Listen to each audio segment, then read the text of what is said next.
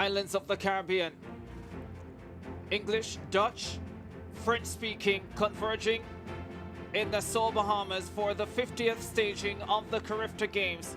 It's a beautiful island and it is a beautiful occasion. We're at the Thomas A. Robinson Stadium for day number 2 of competition.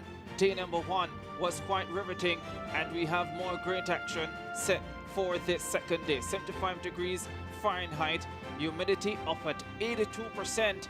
The wind looking a little bit better than it was yesterday morning, up to 3 miles per hour today.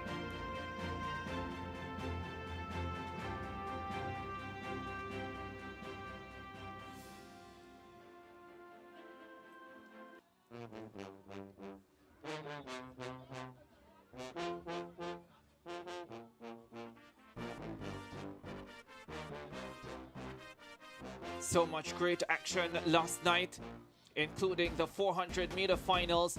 This, the under-17 girls 400 final.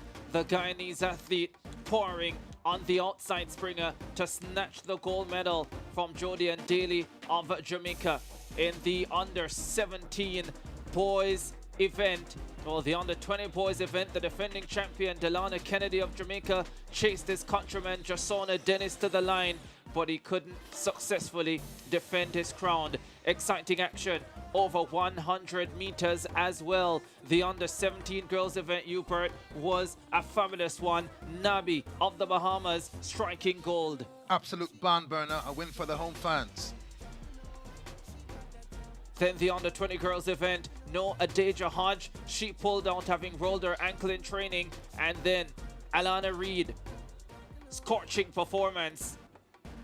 10:94 on the clock, coming back at 11:17. And to close the show, Devontae Howell of the Cayman Islands getting the better of Carlos Brown of the Bahamas and Musgrove, the two Bahamians, second and third. But it was Caymanian success, gold for them in the under-20 boys 100 meters. Trinidad and Tobago, not to be left out. Emmanuel Matthew in the long jump for under-17 boys dominated this event, the only competitor over 7 meters. He was a class above all the other jumpers yesterday. Wasn't even close. Excellent effort from the Trinbagonian. Well, let's have a look at the medal table. So this is the men's table. Jamaica leading with 12 medals, 7 gold, 3 silver and 2 bronze medals. The Bahamas in second, 9 medals. Trinidad and Tobago third, 6 medals including 2 gold. St. Kitts and Nevis, Grenada, Cayman Islands and Belize all with 1 gold medal on the men's side. Bermuda, St. Vincent and the Grenadines, British Virgin Islands, Barbados, Turks and Caicos all on the table as well. Over on the women's side, Jamaica, 16 medals lead the way, 8 of those gold medals. Trinidad and Tobago, 10 medals, 2 of those gold medals. Bahamas, 8 medals, 2 gold medals as well. Barbados, 2 gold medals in the 1500 meters on the girls' side. Guyana winning 1 medal on the girls' side, and that was gold. St. Kitts and Nevis and French Guiana rounding out the medal table for the girls. This is what we have to look forward to on day number 2 of competition. The morning session, multi-events, octathlon boys, 110-meter hurdles to get us going on the track. The long jump for heptathlon girls, javelin throw on the 20 girls final. That should be a big moment for Guyana. Shot put on the 20 girls final as well. Qualifying heats in the 400 hurdles for under 20 girls. Good to see qualifying heats in that event. And the multi-events will continue with the octathlon and the javelin. And the long jump boys under 20 final, the last field event on the schedule, with the qualifying heats of the under 20 boys 800 meters plus the 200 meters for all age categories. To close the show, the final event, the under 20 boys 200 heats, set to begin at 11:30 Bahamas time.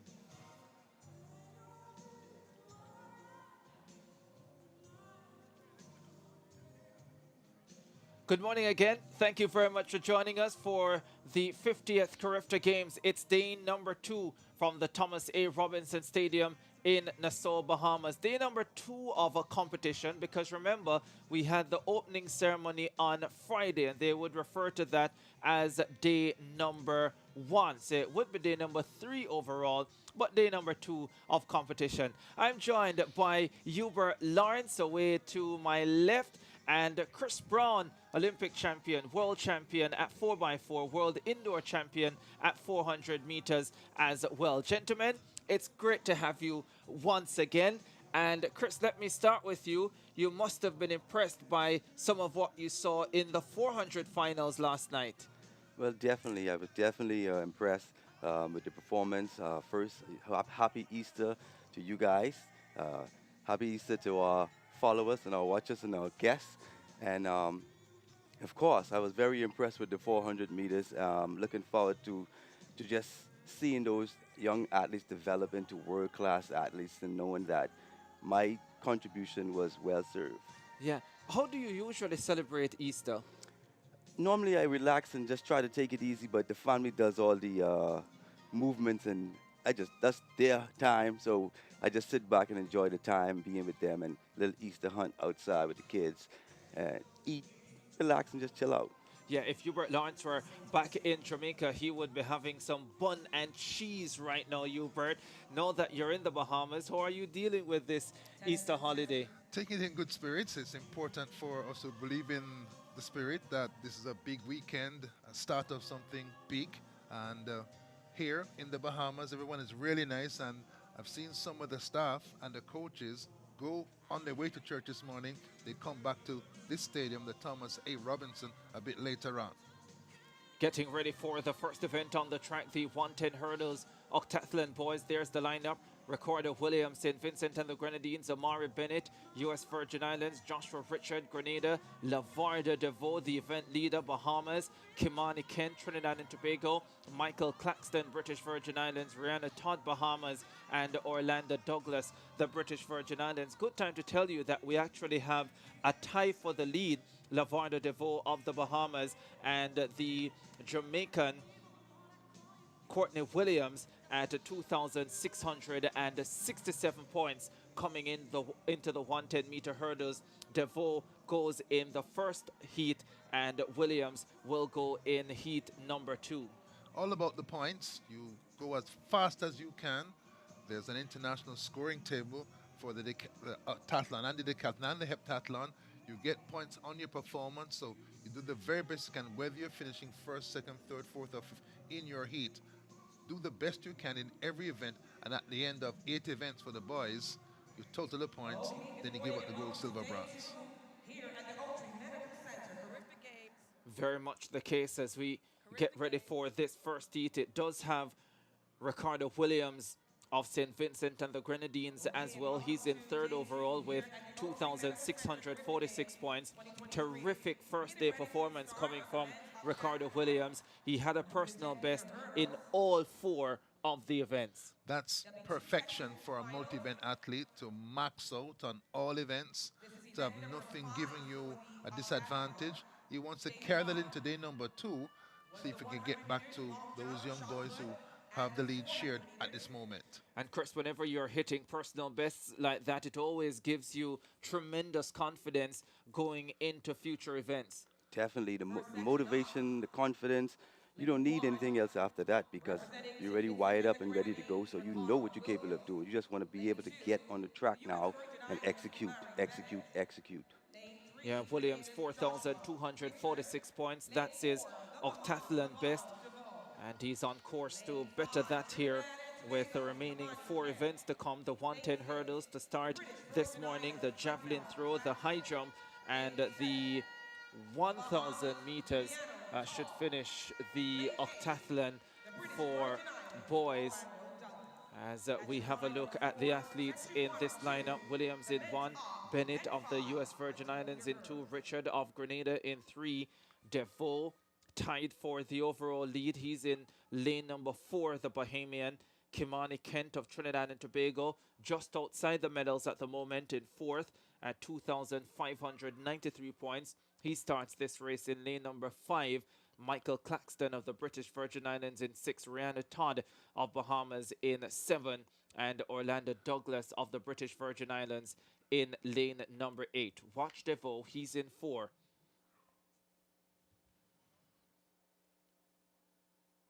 Off they go. Devo got a good start.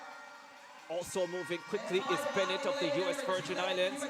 Bennett of the US Virgin Islands and Devo of the Bahamas. Devo hitting a couple of hurdles, and it allows Amari Bennett to step away from him and win the first heat of the octathlon boys 110-meter hurdles. Amari Bennett starting the day in 10th position at 2,494 points, and he will for sure get a good chunk of points as he looks to move up the table.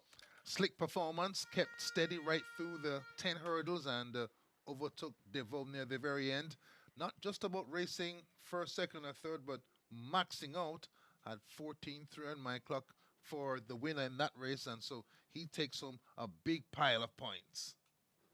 Yes, you can see his execution was perfect. He was focused, and he just wanted to get to the finish line. He didn't care who was in the race. He was executing and focusing on him, and that's what athletes need to do. They need to focus on themselves and their race, and they'll be okay. Big hit for Ricardo Williams of St. Vincent and the Grenadines. Not one of his better events as we look at the USVI athlete Amari Bennett coming through to win it. Let's get confirmation of the times then. 14:42 for Bennett, 14:64 for Devo, 15:84 Michael Claxton in 3rd position. And you look at Williams down there, 20.01, started the day in 3rd. He's going to take a big hit after being about 2.5 seconds outside his personal best in this event. Dug a hole for himself there with that 20.01 timing. Won't score the type of points he needs to stay connected to trying to catch the top two who are tied right now. We're tied coming in this morning. He'll have to make up ground in the 3 events he has left. And that 14:42 performance coming from Bennett of the US Virgin Islands, 921 points. Big chunk of points for him. A big scoring in the high jump in the multis, both hep and decathlon and octathlon. And here, the hurdle starts off day number 2, and you get a boost if you do well. Yeah, 14:64 for Devo. That's 894 points. Here's the lineup for the second section. Arian Wright of the Cayman Islands in 3. The joint leader coming into this, Courtney Williams of Jamaica in 4. Jalza James, Bermuda lane 5. Jamad Huggins in Kitts and Nevis in lane number 6. Jeremiah Francis of Trinidad and Tobago in 7. And Philip Telemac of Dominica in lane number 8. Telemac finished 5th last year. He's in 11th position coming into today with just 2,323 points. Needs an inch perfect second day to haul himself back into the reckoning.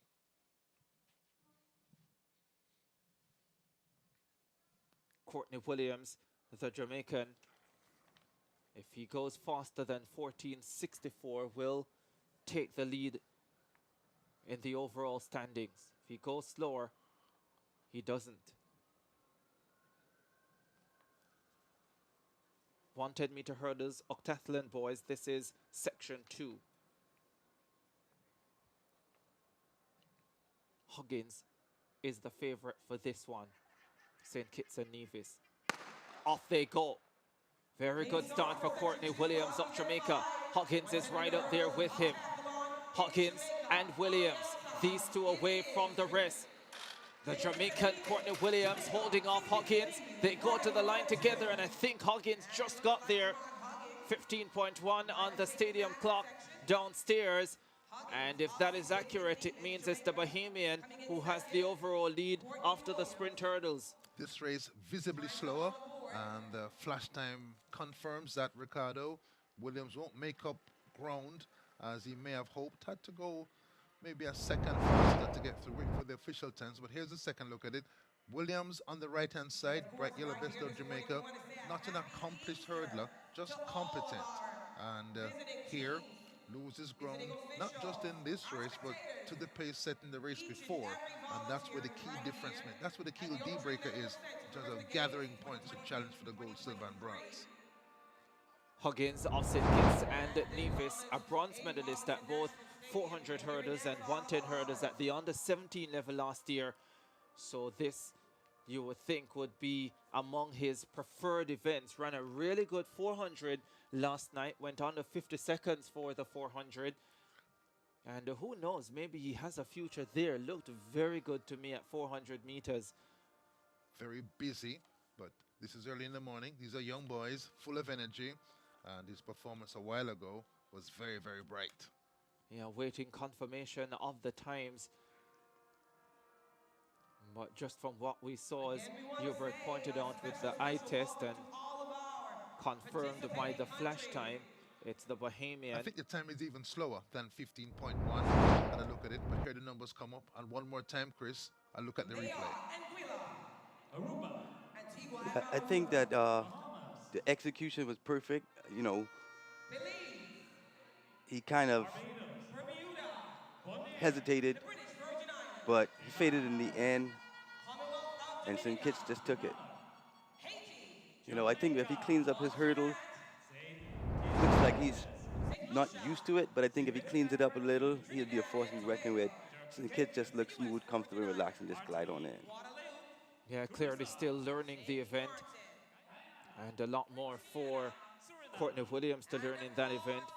And maybe as well concentrating on the multi-events would have taken away some time from Huggins in the hurdles. And yeah, we'll see how that goes. We take a break on our coverage of CARIFTA 50 from Nassau, Bahamas. We'll be back with more.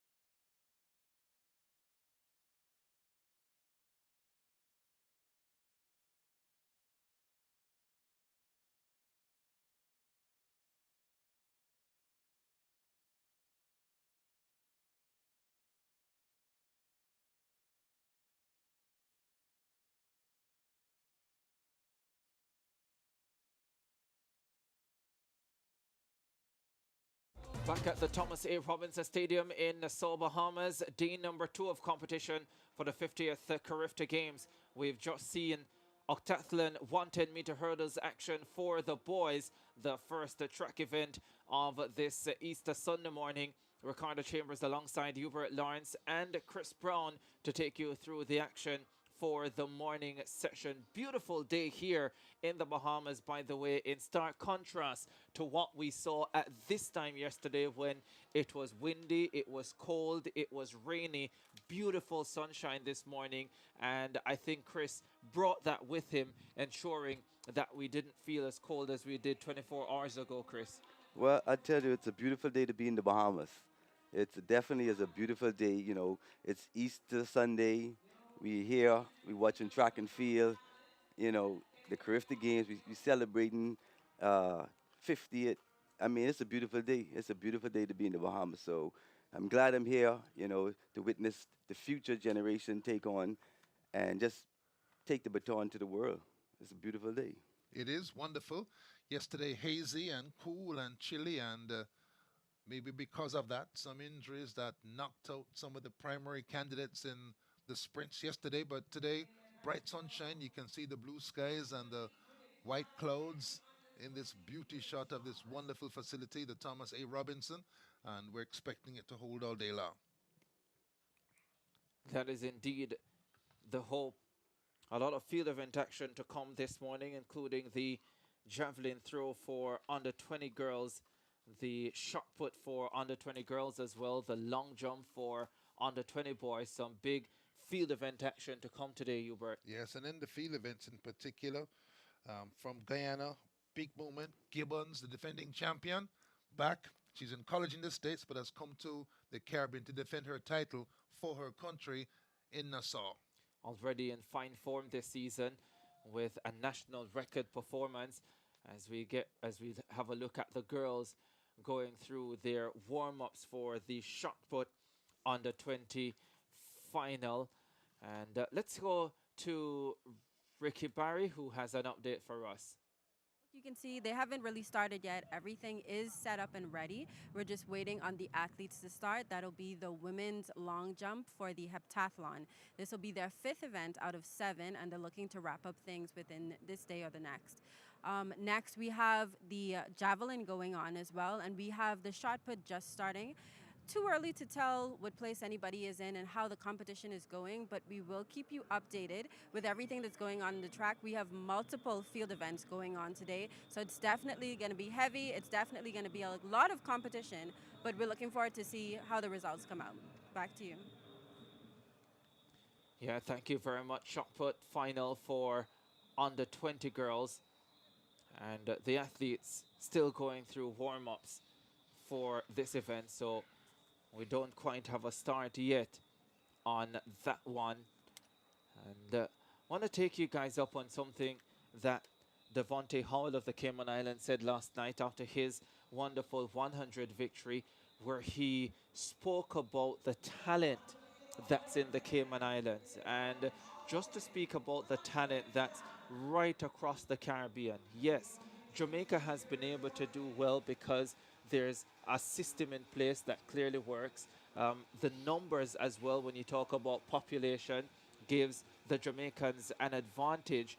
But what we've seen from time to time, that there is so much talent in the rest of the Caribbean, and it's about putting the systems in place to unearth that talent and bring it to the fore.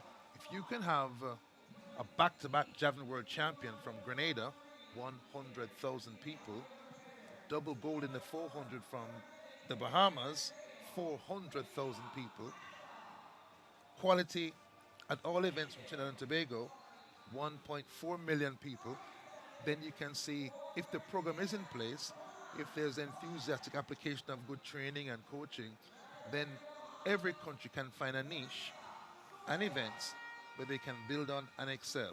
And that's what CARIFTA does, pulls it together, plants a seed, then you can go forward. Yeah. I definitely see it as a bright future.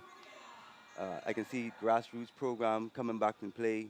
I can see more facilities being built because now your athletes are starting to perform. You know, like you said, the wealth is being spread all the way around. So you have world champions out of Grenada. You have Olympic champions out of Grenada. I mean, you have Bahamas with multiple relay medals.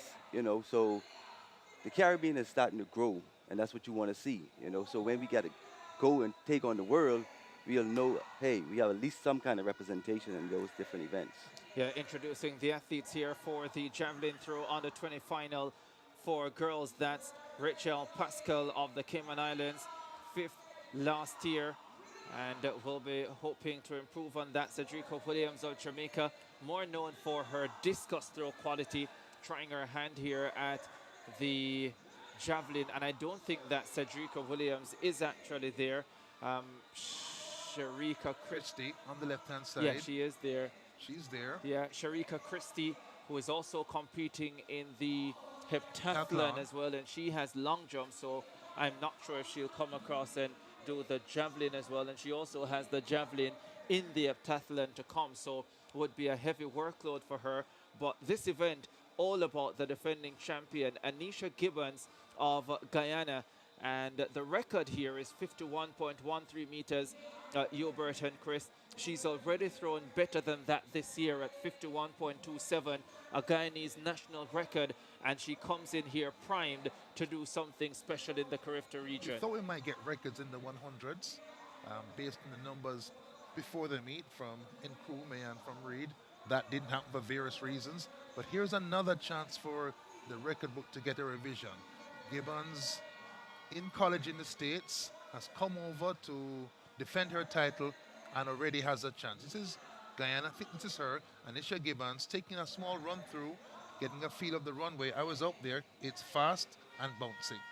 Yeah, also in this lineup is Kanika Kasara, Trinidad and Tobago, a cricketer as well, so she'll love this javelin throw event. Silver medalist at the under 17 level last year. She steps into the under 20s, and she too has a real shot at picking up a medal. Big event for the Caribbean. Laverne Eve is from the Bahamas, was a Commonwealth champion twice, and Olivia McCoy, silver as well there. Both of them Olympians. Eve a star at college in the States as well, the University of when she was there. And so it's something that we're getting into gradually. If you have a wide open space and you can get the implements and you can teach the event, there's no reason why a throwing region like the Caribbean should not have champions. There's proof of that in Trinidad and Tobago and in Grenada. Yeah, Laverne Eve, the first athlete to win back-to-back Austin Seeley Awards, 1982 and 1983. And as Hubert just pointed out, went on to have an outstanding career, winning 2 Commonwealth gold medals. And yeah, the Caribbean definitely improving in this event, especially on the men's side in recent years. Walcott and now Peters. Yeah. And with Strawn of the Bahamas, a champion here last year in the boys under 20, already has set a university record in college in the States. He's the next one in line from the Caribbean in the javelin. Early days, but #1 in the world this year, Keyshawn Strawn. Auburn school record, and so you expect him to make progress. World Junior finalist last year as well, and he's done everything right so far as a junior and now as a college athlete. Javelin throw under 20. 14 athletes in the lineup. There's Kanika Kasar getting ready to open the competition. Last year's under 17 silver medalist.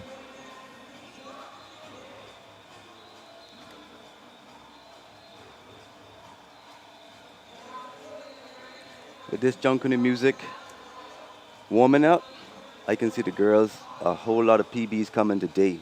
Records falling, PBs dropping. They're ready to go. I mean, performance going to show today because the weather's going to be nice. The atmosphere is going to be lit. I'm looking forward to it. I'm excited. I think some good things going to happen today, and I'm looking forward to seeing it.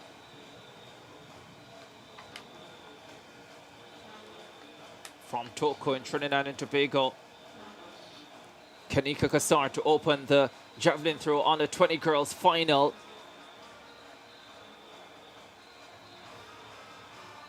No markers. Yeah, there are markers out there. That one below the 40-meter mark for Kasar.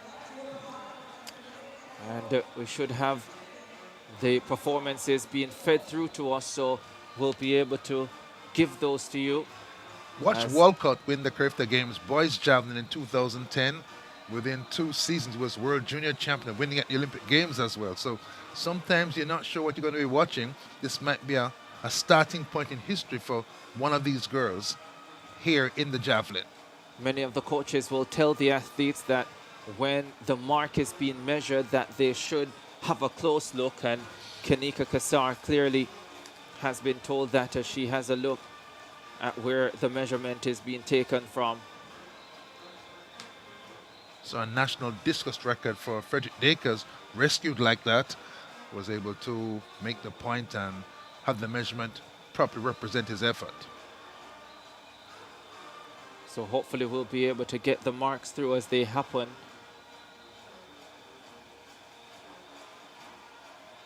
Corinne Colette of French Guiana. Her first attempt, peppering the 40-meter mark, maybe just beyond it. 2:53.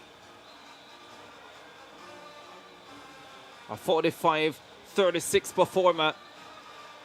Just missed the medal last time, trying to improve and get to the podium. 4th last time.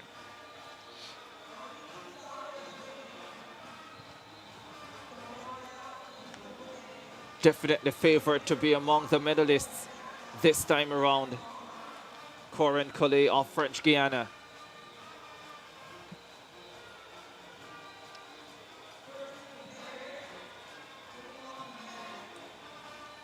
done well. A beautiful event, the javelin, and these youngsters making their journey through an event where the Caribbean isn't historically strong, but does have a number of heroes now. Vanessa Sawyer of the Bahamas hasn't hit 40 meters yet, but the Bahamians have peaked really well for these CARIFTA Games. And this is another competitor who is doing just that. Sawyer. Oh, gets the red flag, does she? Yeah, she gets the red flag, and that was a great effort. Has to focus now and do it again. You can see her quizzing it. I think she's talking to her coach in the stands, but again, the Bahamas top the medal standings in the Bahamas in 1984. There is something in sport about home court advantage. Feel comfortable, easy to get to and get back. You can go home if you want to. Yeah, when you have the home court advantage, you have to take it. You have to take advantage of it.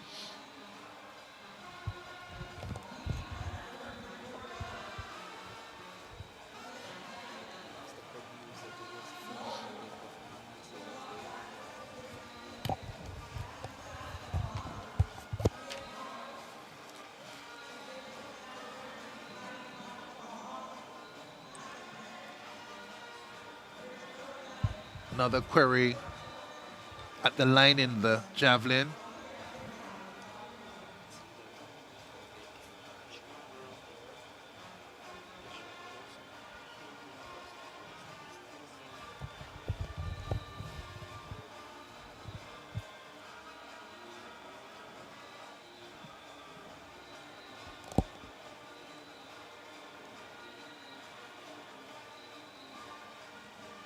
Hurdles already on the track. I just wonder if it's impeding the run-ups of some of the javelinists. Oftentimes you see them back on the running track, trying to build up speed and momentum for their throws.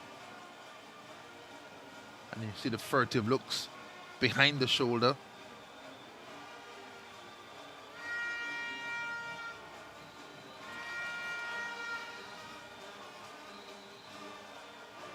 Grenada's Serena Alexander, a bronze medalist at the under-17 level last year, has been over 40 meters this year, 40.48. Won the Grenadian trials. Gibbons away at college, of course, but good to have a teammate, a countrywoman in the final.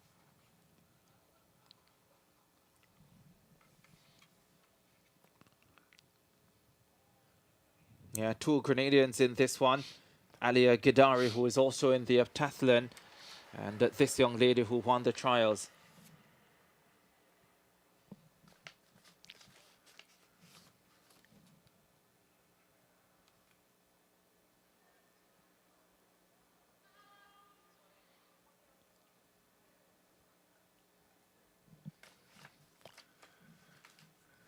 Gibbons, of course, Guyana. These ladies, Grenada. And of course, the Grenadian throwers, surely inspired by Anderson Peters, a two-time world champion. Wins one time, buck up, fluke, defends, goes back to back, genuine and real. Yeah, twice a world champion now. Won the Commonwealth Games silver in Birmingham last year as well. Right on the back of his world title success. So terrific 2022 campaign for him. Some great throwers out there. The Olympic champion is somebody else. Chopra from India. He's a fantastic thrower as well. And he and Anderson Peters, young men coming up together. Lots of battles with the spear in the years to come. Missed the World Championships last year, Chopra, because of injury. And remember as well that Anderson Peters had won a World Under-20 title. So showing that he can win through the levels now. And the next major target for sure will be the Olympic Games. a space that Keshawn Walcott has already conquered with gold, following that up with bronze. Again, confirmation of the quality. And Walcott, of course, world junior champion as well. So a lot of graduations from the junior level to the top level for the Caribbean Javelin Stars. So a delay in the attempts for the javelin throw under 20 girls, as we're also standing by for the start of the 400-meter hurdles for under 20 girls. Very good to see Hubert and Chris, because last year there were no qualifying heats in this event, and still unfortunate that it's the only event over 400 hurdles where we're having first round heats. It's an issue. I was counting in the CARIFTA Games gone before in races where they're just a straight final, which meant that we didn't have the depth across the region in the CARIFTA Caribbean to staff out heats. And the sprints yesterday, heats, semis, finals, that's the Caribbean wheelhouse. That's where we're special over time. But in some other events, still not the depth you expect at a Caribbean championship. So to have heats in the 4 hurdles for girls is a major step forward. And hopefully in the sprint hurdles, in the 4 hurdles, in every CARIFTA Games to come, you'll start with at least a round of prelims. Yeah, one of the CARIFTA greats, J.Q. Gordon of Trinidad and Tobago, is now a manager of that team, and we had the opportunity to speak with him on Thursday.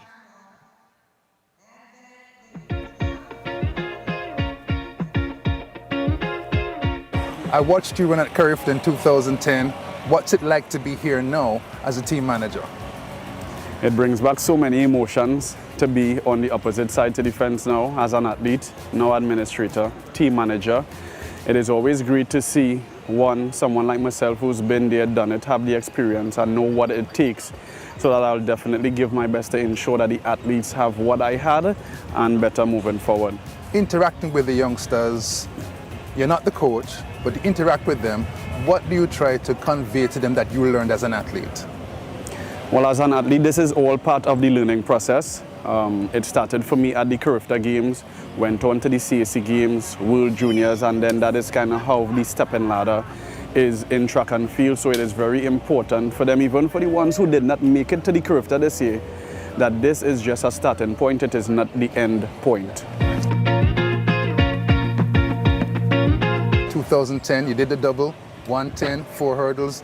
The second record is still standing 13 years later. Is that a point of pride for you, Jehu? Well, I think it's 1 out of 2 records that Trinidad and Tobago has still, so I'm definitely proud, but records are meant to be broken, and I look forward. I would love to see a Trinidad and Tobago athlete break my CARIFTA record, so maybe in the future we could see it, if not this year. Like most of the Caribbean, you're coming back from COVID, 60-odd members on the team this year. What's this team like quality-wise? I think the team composition is pretty balanced. We lost some senior members last year, so the team is a pretty young team. But we do have some senior members with the experience coming back.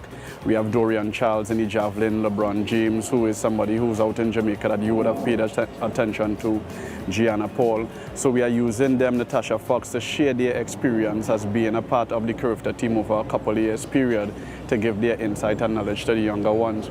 And also having a great support staff in place so that we can guide the younger ones, especially those who, as you mentioned, eyes open so widely to understand that it's okay to be nervous, it's okay to be anxious, but once we know we go out on the track to compete and give our best foot forward, that is the most important thing. Yeah, Jehu Gordon there, the Trinidad and Tobago team manager, and speaking about some of the quality in this Trinidad and Tobago setup. Gianna Paul, second position in the heptathlon for girls coming into this second day. He also spoke about Dorian Charles, who won a medal in the javelin throw under 20 boys yesterday. Unfortunate for LeBron James, his teammate, who we spoke about, that he was just outside the medals. But the Trinbagonians have come here and they have looked very good so far, Hubert and Chris. Yeah, excellent. The sprinters, all of them great stats. So in squad training, they worked on that, and the vibration from that team positive as they come here. Jehu Gordon, CARIFTA champion 2010, both hurdles, still has the 4 hurdles record in this meet, and here gave us a good insight into that team and how focused they are and doing well. Last year, quiet, just out of COVID, but now they want to make a big splash. And it always reverberates around the team, Chris, when you have an athlete or athletes from your team going out there early in competition and performing well. Yes, it is. J.U. Gordon, basically, he's a product of the soil. He's hungry. I met him several times, shared meals with him. He knows what it takes. He knows how to get on the podium. He's a fighter. And what you see is a product of him giving back to his country. So when you bring in elite athletes to help out with your program, it helps elevate it to a different level. So to share the wealth and bring that back home and have that experience, you're looking for a recipe for success. So they're definitely on track. So we're hoping that, other countries will take notes and start picking up these little behaviors and small little habits from each other and be able to spread that wealth around, and you'll have a well-around sports mecca. Yeah, one of the athletes that Jehu Gordon spoke about, Natasha Fox, she comes up in this first heat of the 400-meter hurdles for under-20 girls. 2 sections scheduled for this one, with the top 3 from each plus the next 2 fastest on times to advance to the final. And here's Natasha Fox, a bronze medalist last year. She comes into this in great form, 58.95, a personal best at the Jamaican High School Championships for Edwin Allen High School, and she represents Trinidad and Tobago with great pride and joy. Yes, and put on a fine show on the 4x4 for Edwin Allen at Championships in Jamaica a week and a half ago, and has improved her hurdling skill with a few trips down the 100-meter hurdles this season. Finally got under that 1-minute barrier with the 58.95 performance. Also in the lineup, the world number 2 at the under-20 level this year, Tony Ann Beckford of Jamaica. She will start in lane number 3. She and Fox are high school teammates in Jamaica, and their coach, Kirk Douglas, sure tuned in and paying attention. Yeah, they are the big 2 in this first heat of the under-20 girls 400 hurdles. The CARIFTA under-20 record set in 2018 by the Jamaican Cheyenne Salmon, 56.22 seconds.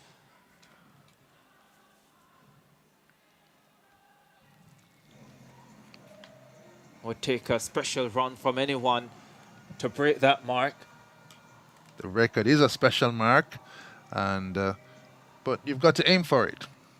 That's why we run the races. Set the records, go after them, get past them, you become the top person. First heat of the 400-meter hurdles for under-20 girls, semi-final round. Top 3 in each, plus the next 2 fastest to advance to the final, set for later on today. Morning session started at 9 o'clock here in the Bahamas. The evening session will begin at 3 o'clock. This is the early day, if you might, with the evening session beginning 1 hour earlier than the other days. Semi-final round, under 20 girls 400-meter hurdles coming up.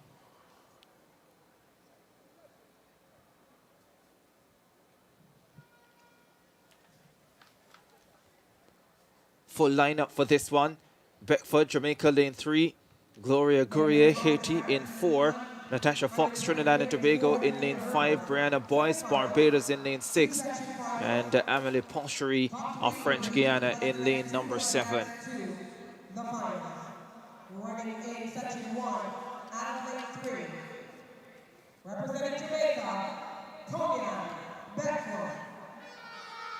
There's Beckford. She goes in lane number 3, fastest in the field, second fastest in the world this year at the under 20 level with her 57.14.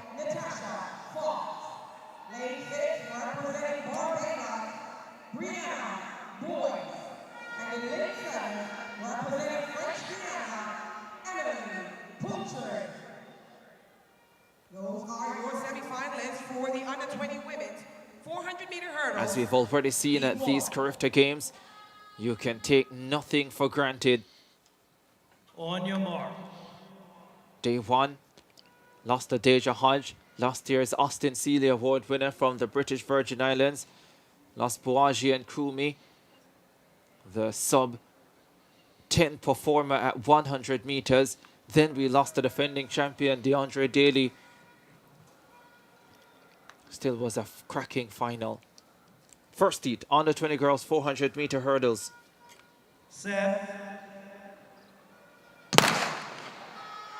Sent on their way first time.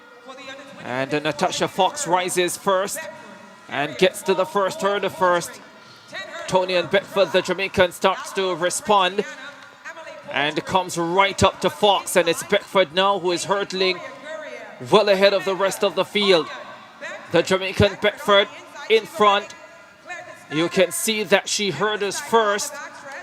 Natasha Fox of Trinidad and Tobago, the bronze medalist from last year, hanging in there as well. The top three sure to get into the final. Gloria Gourier of Haiti also in with a shot at this stage. They turn into the straightaway. Beckford leads for Jamaica. Fox in second for Trinidad and Tobago. Gourier in third for Haiti. Those are the top three, and they know they will be safe. Natasha Fox comfortable in second position as the Jamaican Tony and Beckford takes victory 101.01.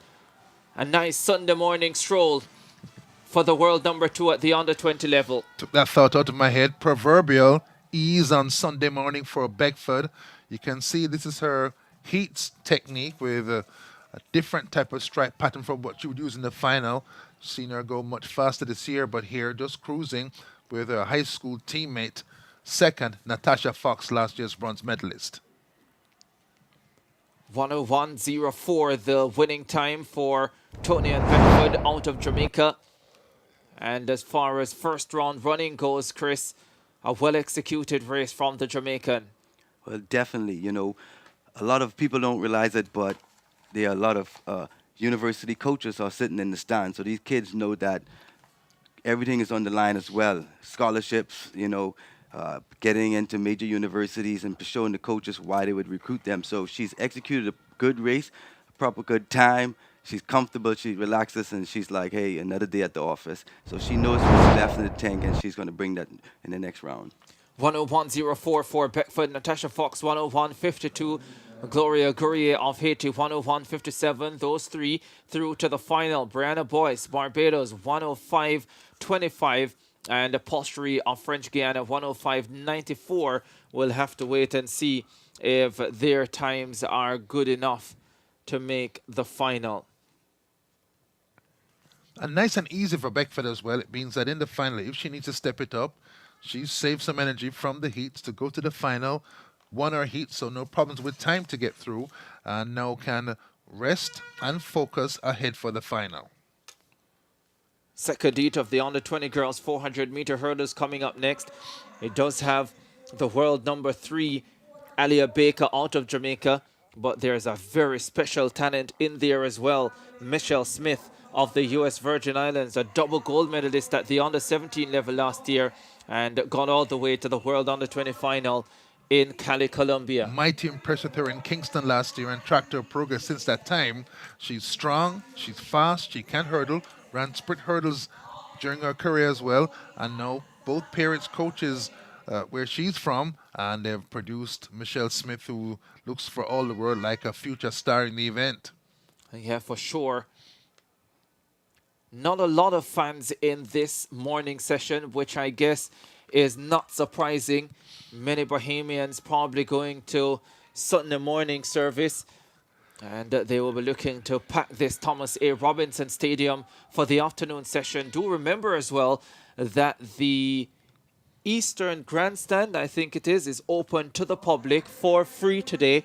If I got that wrong, please correct me, but I think it was the Eastern Grandstand that was announced and open to the public free of charge for today's second day of a competition. Heard the announcement yesterday evening. Sounded like what we heard in Kingston last year at the CARIFTA Games. So across the region, governments understand that the youngsters who are the stars of the future need support today. Yes, definitely. You know, hat goes off to the government of the Bahamas for putting on, hosting, and executing a perfect event, bringing the world to the house, and especially after coming out of COVID. So good thing, a lot of people will now see and take effect that we on the right track. Yeah, for sure. The athletes getting ready for this second heat in the under 20 girls 400 hurdles. There is Michelle Smith of the US Virgin Islands. Such a talent. Outstanding in Kingston last year at the under 17 level. Came up for discussion at some point of the games when speaking about the Austin Seeley Award. At the end of it, it was undeniably Adeja Hodge, but she stood out. Can't have been too much in it. This young lady, 800, 4 hurdles, sprint hurdles, 2 wins, 3 medals, gave a command performance. And now she's first under 20. Everyone looking with great interest as to what she will do this year. First year under 20, but you don't suspect she will be phased by that. There is the Jamaican 312, Alia Baker. All-rounder Ricardo. Runs on a high-speed 4x1 team and can hurdle as well. And maybe he's finding a home in this 4 hurdles event. She lines up in lane number 5. Michelle Smith, Kanisha Shelburne of Trinidad and Tobago, Alia Baker of Jamaica, and Vanessa Mercera of Curacao line up for the second section of the under 20 girls 400-meter hurdles. Top 3 sure to go through. Next 2 fastest, 105.25 and 105.94, the times on the bubble. If you run faster than 105.94, you're in the final. Off they go then. Second heat of the under 20 girls 400-meter hurdles. Michelle Smith got out well, and she got to the first hurdle first. The US Virgin Islands athlete continuing to hurdle first as she heads down the back stretch. She's already gone by the Trinbagonian Shelburne. Goes out to the Jamaican Baker and flies by her as well. This is Michelle Smith of the US Virgin Islands. She looks comfortable here, Michelle Smith. This one has the potential, I think. It's early days, but when you watch her, you feel like you are watching a future star in the event. She turns into the straightaway. Michelle Smith, US Virgin Islands, leads the under 20 girls 400 hurdles. Alia Baker of Jamaica comes into second position. Shelburne of Trinidad and Tobago in third will get the final automatic qualifying spot, but Michelle Smith is easy, 58.89 on the clock. Now that is the real Sunday morning stroll. She's run 2:08.29 for 800 this season in Florida, and here gets under 60 and under 59 in the first round. Polished performance assured, and runs the heat the way she should run the final until hurdle number 10. Textbook. Michelle Smith of the US Virgin Islands. Ladies and gentlemen, we still have competition going on for under 20 women javelin. Love the performance this. Shelburne, the Trinbagonian, adjusting her uniform at some point of the race, able to maintain an automatic qualifying position. This one looks special, Chris. Yes, she executed her race. She didn't shut it down. She did exactly what her coach told her to do, run through the line, and she pulled it off. I mean, it was well executed. She knows what it takes, and but that name, Michelle Smith, that name is going to ring off in track and field for a while. If she continues doing what she's doing, you're going to hear her name a whole lot. Yeah, I'm sure that we will. Heard it a whole lot a year ago, especially on the final day. And we'll be hearing it a whole lot this year as well. Tall, strong, and fast. Alternated on the back straightaway. Different lead legs depending on how fast she was going to each hurdle, and has the full package at an early age in her career in hurdling.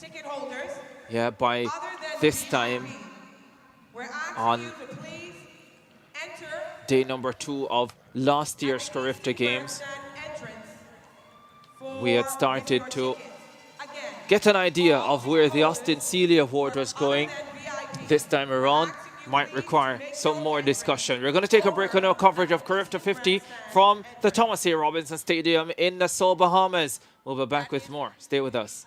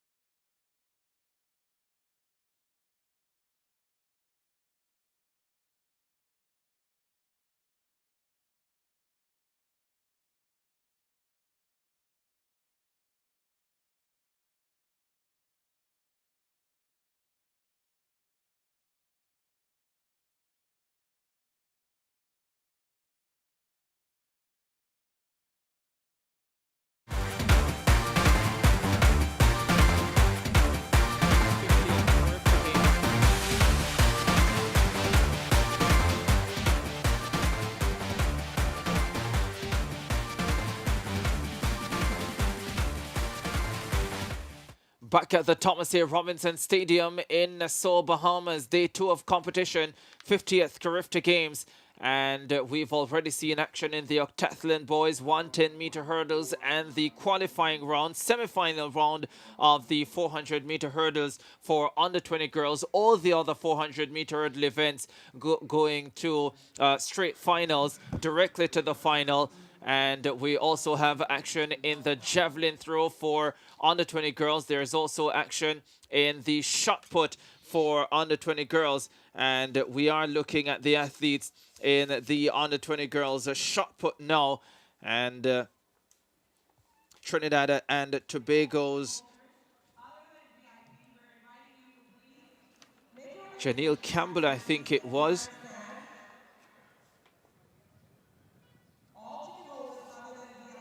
We'll try to get you an update as to where exactly this event is at.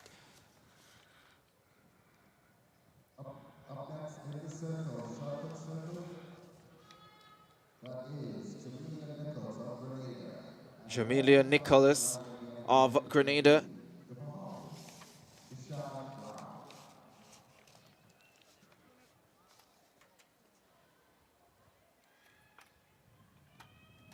And she gets the white flag, so this mark will be measured.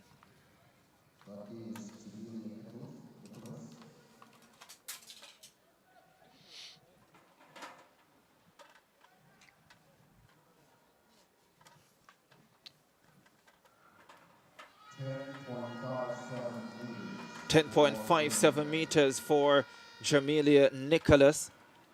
Has gone as far as 10.92. This is Britannia Johnson of Jamaica. The favorite, 15.33, the defending champion here as well. Her twin sisters in this final as well, Brittany. And here she is, tall lady, nestles that shot in her neck and shoulder, gets ready to throw. Johnson of Jamaica, 3.32.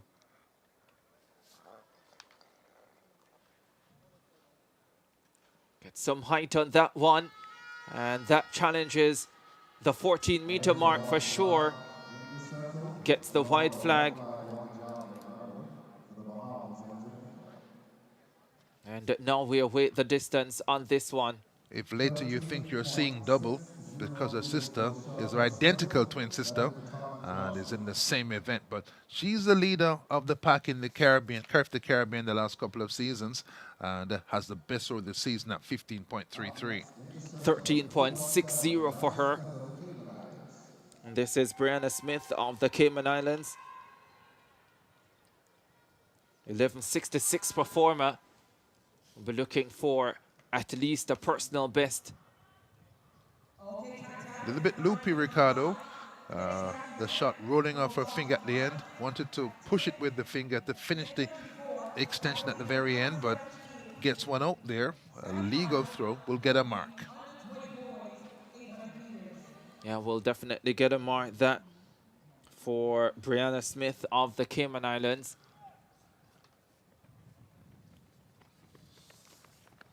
Here's another Caymanian, Yaneli Dawkins.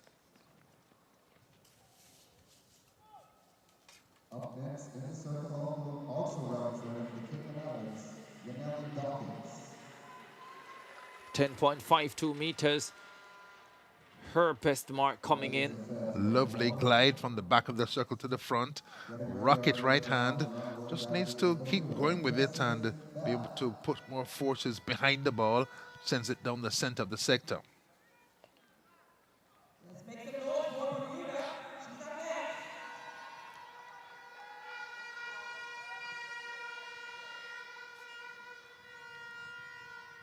The St. Lucian, Joy Edward. In the circle now, the Bahamas, Jackson. St. Lucia's son, Joy Edward. Edward. Based in the United States, her asset is speed and power.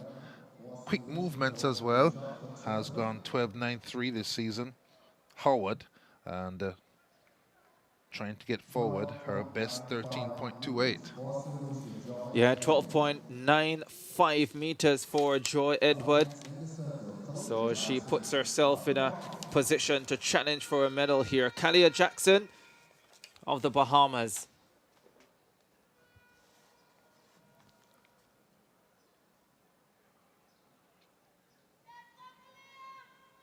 Steadies herself.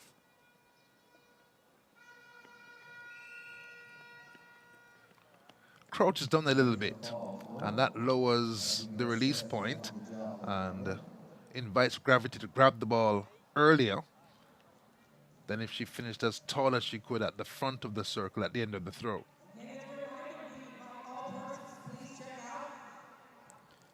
Savannah Joseph now, British Virgin Islands.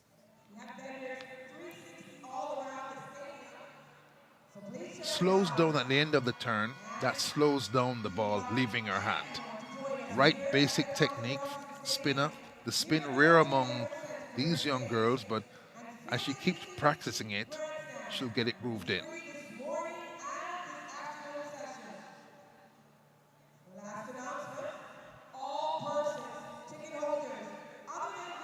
Savannah Joseph, champion at the under 17 level last year. Trying to make an impact in her first year at the under 20 level. This is 5'8" Clara Malispine of Guadeloupe. Two athletes from Guadeloupe in this lineup.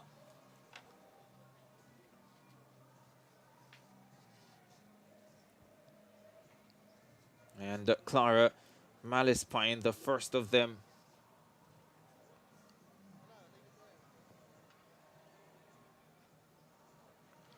Very tall, Malispine.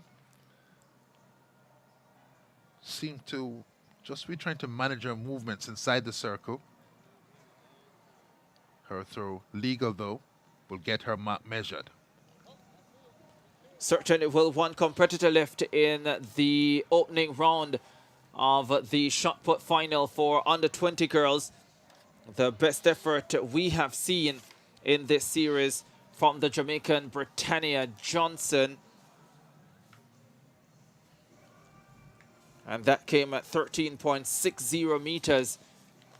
And the final competitor, Jackie Prin Hyman of Guadeloupe, closing out the round. And she got a red flag, so she starts with a foul. And Hubert, round one out the way in this competition. Went by in a flash. The favorite Johnson got the big mark out there and establishes her position. Normally is over 14 meters these last couple of seasons. Expected to get past that during the course of this competition. Yeah, we didn't see the opening throw for her sister, Britannia Johnson, who is another 14-meter thrower. And we got a 12.95 from Joy Edward, the St. Lucian. So she has put herself in with a shot at a medal. And that's what you have to do. You can't control the other competitors in the final. You can only control yourself. If you maximize and that gets you a medal or fourth or first, then that's how you have to continue from there. The next event on track scheduled for 10:34 here in the Bahamas. That is 33 minutes away, so a lot of field event action to get through until then, as we get ready for the shot put. And I just wonder if we've completed 3 rounds. I think we've completed 3 rounds and not just 1 round of the shot put for under 20 girls, because what seems to be happening now is the reordering of the athletes for the top 8 to have a final 3 efforts. That might be it, based on when we started to look, and the look of our graphics on screen looked as if it was the first round, but it may well be that they're further advanced and we've joined them in the middle of round number 3. Yeah. Yeah, so next thing we'll hear from that shot put area is the final 8 for the under 20 girls shot put final.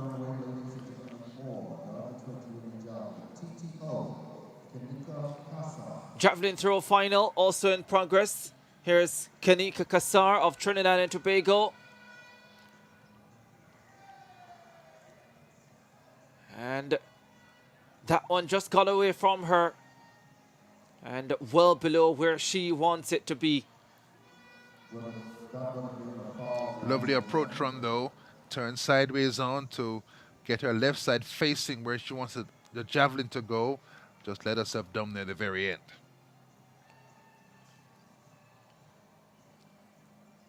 Trinidad and Tobago and West Indies youth cricketer is Kanika Kassara, silver medalist in the under-17 division from last year, and has gone out to as far as 43.07.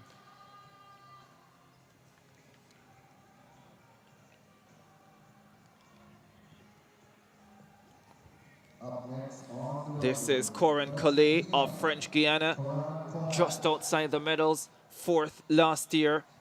She's a 45.36 performer.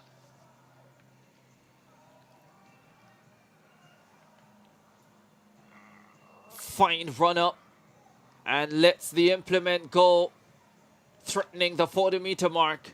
Aggressive and positive.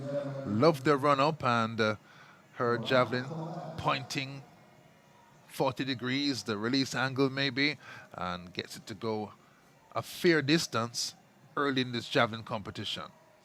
Corinne Collet of French Guiana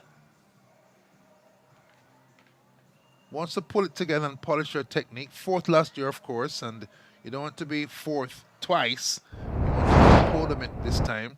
Second look, well clear of the scratch line, and her javelin flighted, and officials do the measurement for the French Guiana athlete. Yeah, 40.03 meters for her. This is Vanessa Sawyer of the Bahamas. 3rd in the throwing order, 14 competitors starting this event. And endeavor to figure out exactly what round they're in. Yeah, they're in round number 3. Sawyer saw her opening round effort, which looked over the 40-meter mark, and this one in round 3 looked over 40 meters as well. The first round was a foul. This time she gets the white flag. The foul seemed to confound her.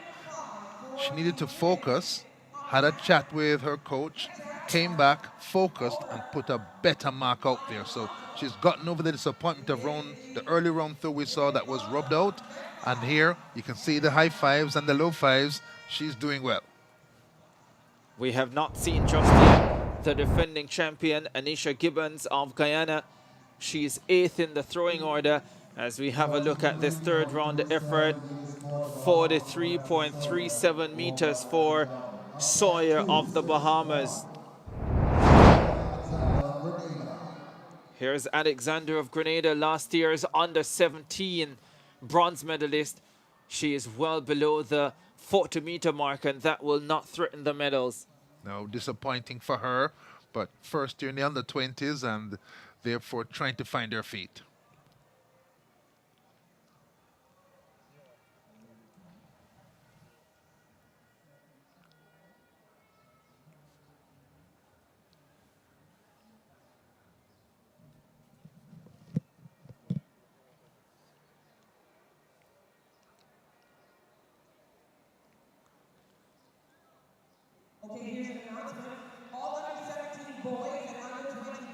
This is Loan Bogerbi of Martinique. This evening.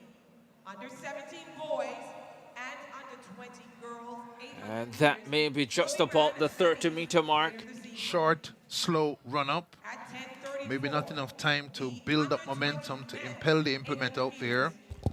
I sense that she is feeling her way through learning more and more about the technique, and the performance will need to improve to get her up the standings towards the podium.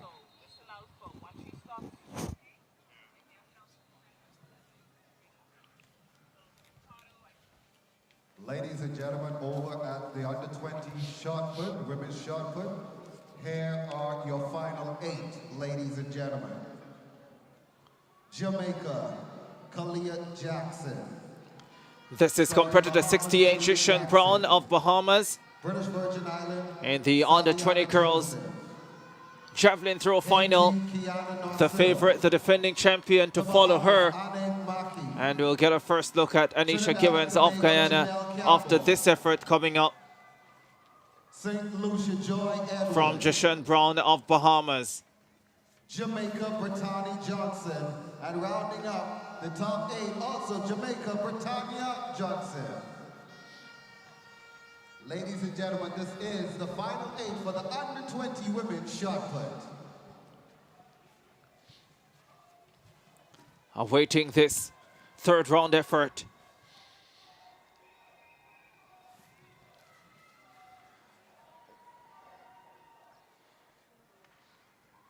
Jishan Brown of the Bahamas.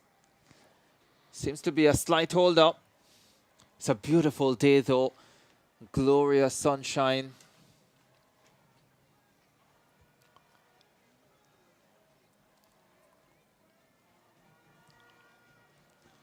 Brown gets ready.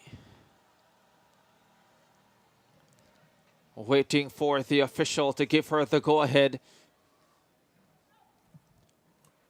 to start her third round effort. Going to get into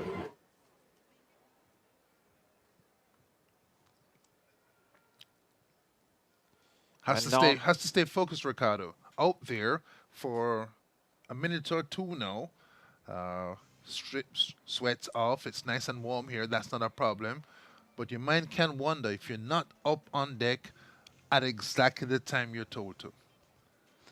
Yes, this definitely plays, this where the mental toughness comes in. This is where the preparation, this is where an athlete shows how focused and dedicated they are to the sport by not letting the small distractions get the best of them. Her mission, a medal, has to navigate through this little break in the proceedings to get to her goal.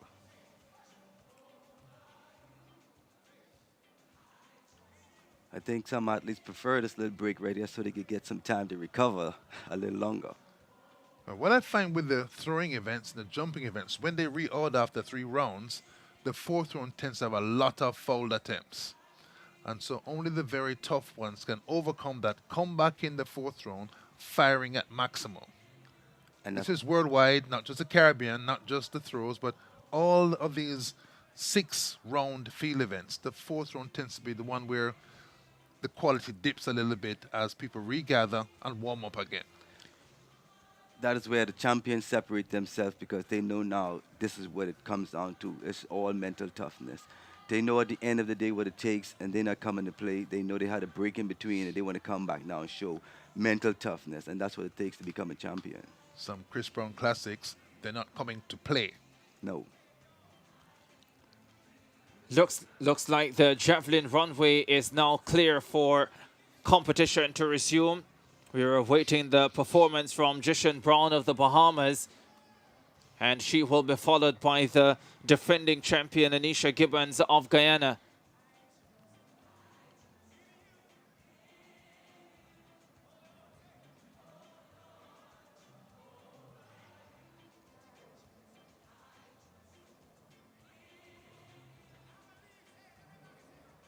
Breeze gentle. You can see the foliage on the trees just fluttering, if not completely still. And was a bit windy during the course of the morning. We were all together yesterday morning, Chris, and the throwers do like the javelin throwers do like a little breeze over their throwing shoulders. That helps to keep the implement aloft. I think they're just about ready. Brown of Bahamas walks onto the runway now, Ricardo. Here she comes. Third attempt in the under-20 girls javelin throw final, and gets it over the 30-meter mark, but will not.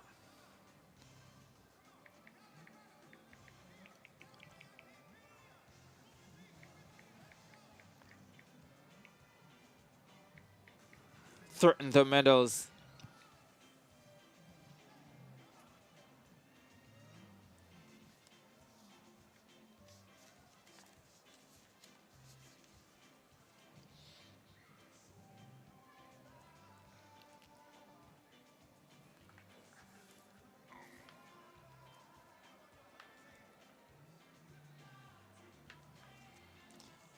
Anisha Gibbons in the third round, the defending champion, the Guyanese record holder, with a best of 51.27, 47.94 in the first round, a foul in the second round, aggressive on the runway, and another massive effort.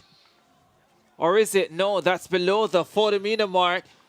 Didn't expect that. Was almost thinking in this case the 40-meter mark was the 50-meter mark, just because it's Anisha Gibbons. And she finishes round number 3 on a rather unhappy note for her, but she still has the competition lead with her 47.94 opening round effort. We're looking forward to seeing her throw for the first time on the broadcast, and that didn't quite pay back what we expected. She is the #1 in the competition and the defending champion, but just trying to find her feet in this javelin competition here at CARIFTA.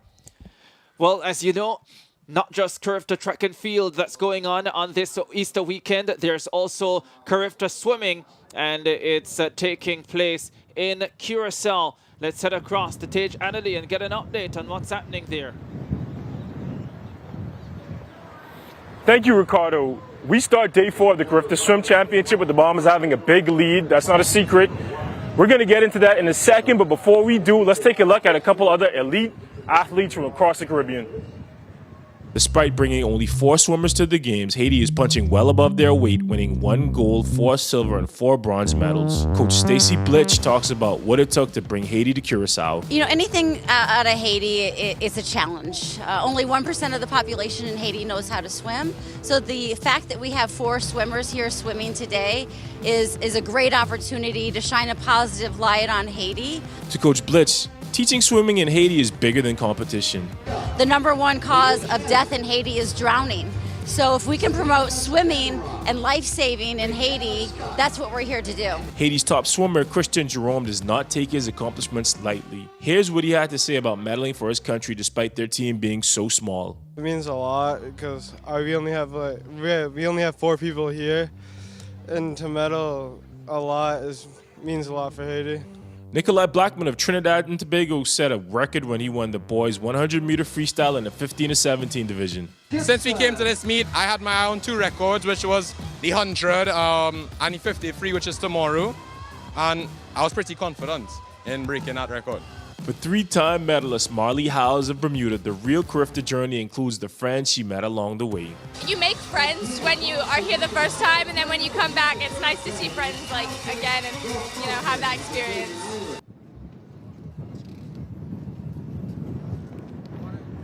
Now the Bahamas is leading the competition in medals and in points. So far, we have 28 gold medals, 21 silver, and 16 bronze. We also lead the competition with 863 points. Came in second with 572 points. Trinidad and Tobago is third at 507. Barbados is fourth at 365 points. And Jamaica is fifth with 361.5 points. And then we also have smaller teams like Haiti and like St. Lucia that are punching well above their weight. So there's a lot going on down there at CARIFTA, and it's been a great competition so far, and it's been a great one for the Bahamas. All right, thank you. And that's back to you, Ricardo. All right, thank you very much, Tej. Undoubtedly enjoying yourself over there in Curacao, a beautiful island as well. And Lance and Chris, the Bahamas, dominating CARIFTA swimming. But great to see Haiti doing as well. Just a 4-member team there in swimming, and they have already picked up a medal. Yes, and so many troubles there, difficulties on the ground. To have their sports team come out, give the home fans something to cheer about, to brighten up their day, that's the value of sport. Back at the Thomas A. Robinson Stadium for CARIFTA track and field. Javelin throw final for under 20 girls.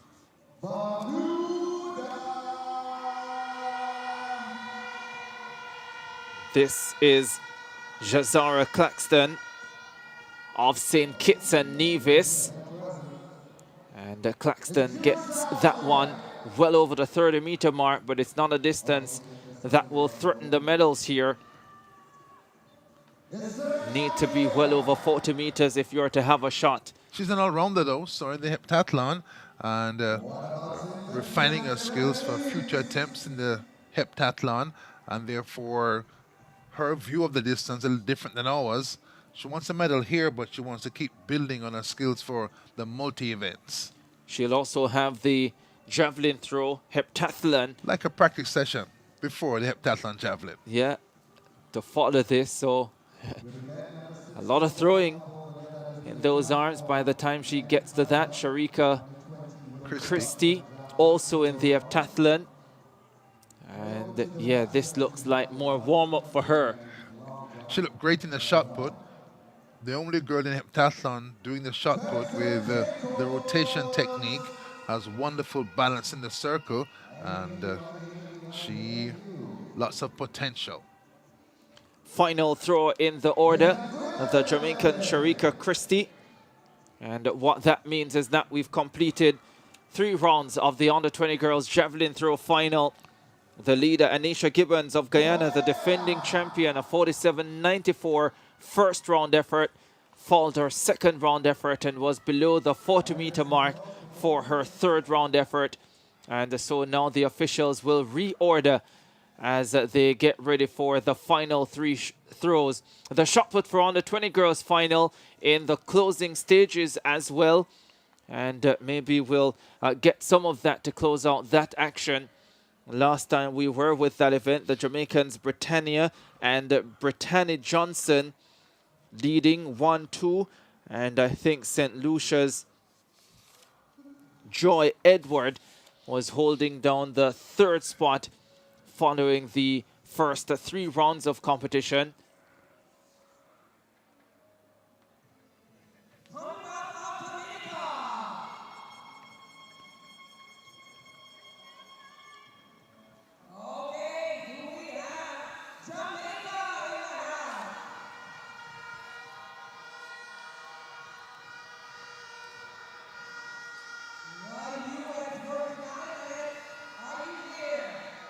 All right, let's head to Ricky Parry, who has a javelin update.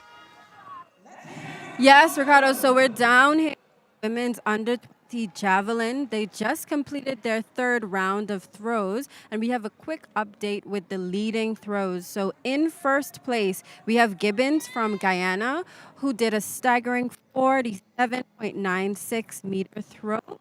That kept her in the first place. Now, she did scratch on her 2nd attempt. However, this 47 has been good enough to keep her in the lead thus far.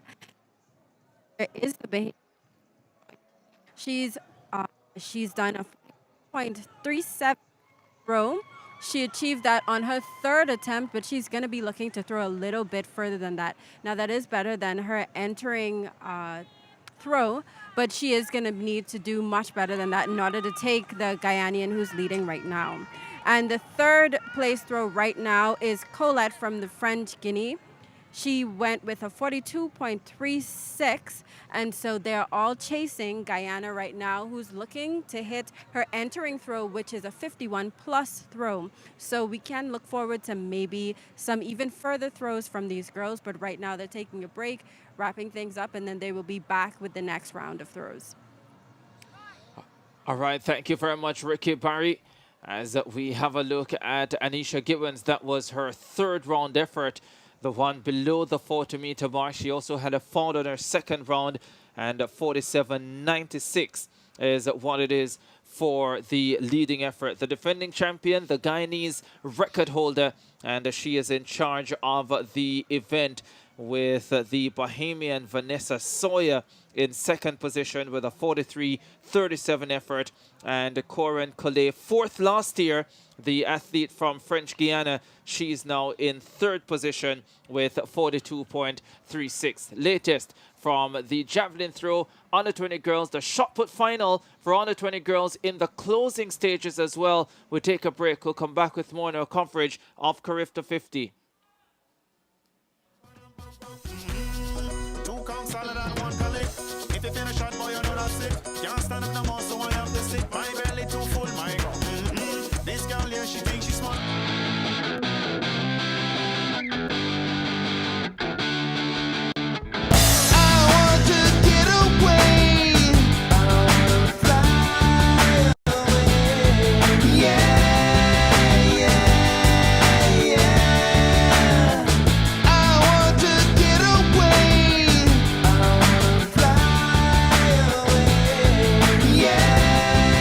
The islands of the Bahamas. Fly away.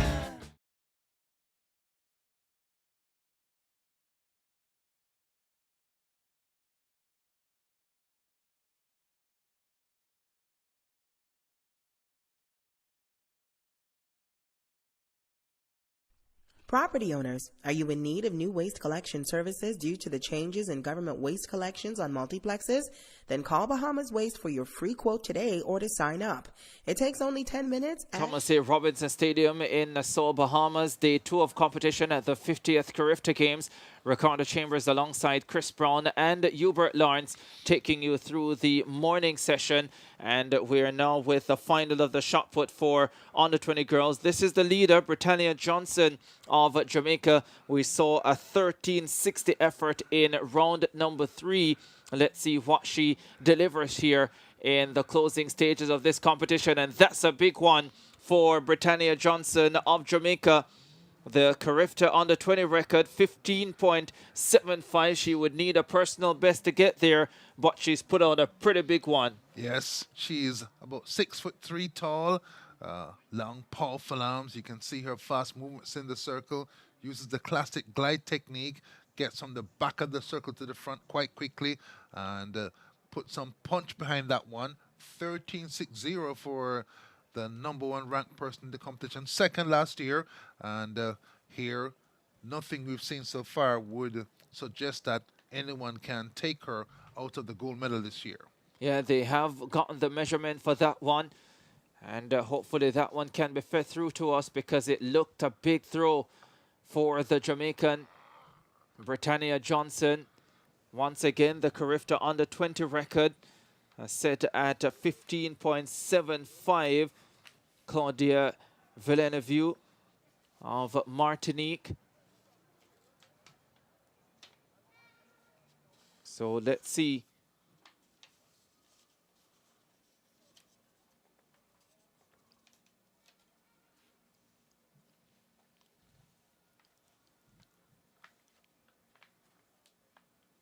Anxious moments. First, to see if Johnson has gotten past 14, where she's been all season. If she's gotten past 15, where she's gone for her best throw this season. Under 20 girls shot put final. There's competitor 75, Kalia Jackson of the Bahamas. So she is in 8th position. Kalia Jackson of the Bahamas, this starting a new round. Round 4. 5. Well, it's 5 or 6. Doesn't really glide across the circle. Jackson, little tippy-toe steps going backward and then uses her arm to power the shot. Saviana Joseph, the under-17 champion from last year in her first year at the under-20 level. And she gets what could be her best effort of the day so far. Cautious in the circle, but her upper body strength so good. Legs powerful as well, does get some distance.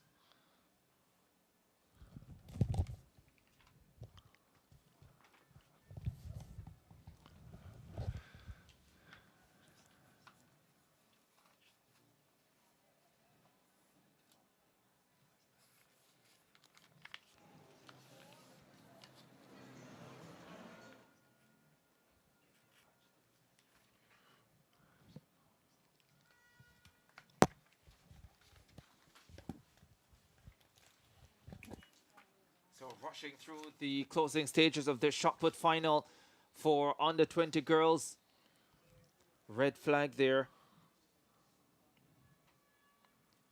So in the last 3 rounds, they go from 8th to 1st.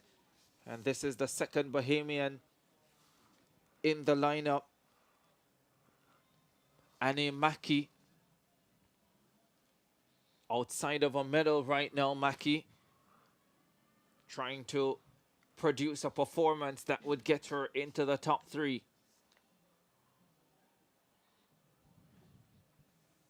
Healthy effort, that one looks like. Put everything she had behind that. Small competitor, ended up jumping at the end of the movement. The classic technique is stay on the ground, but there are times when the speed and the power so much that you end up jumping to get more power behind the shot.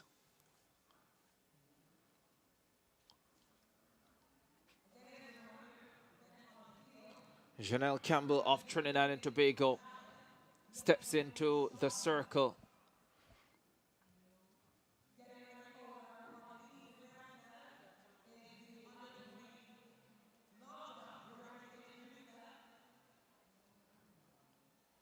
A lot of the distances around the similar region.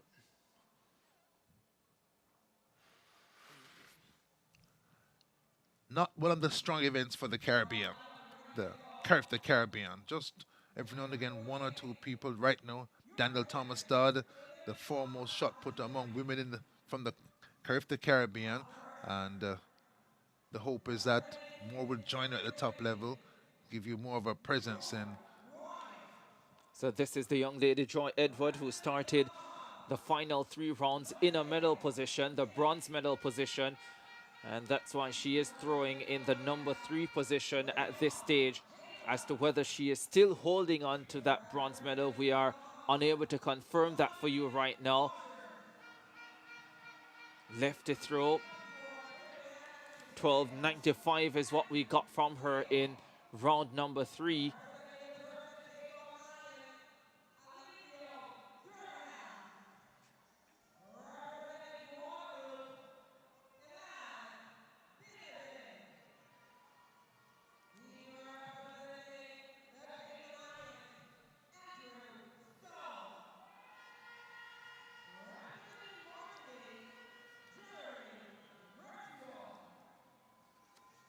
Here is Brittany Johnson in the silver medal position.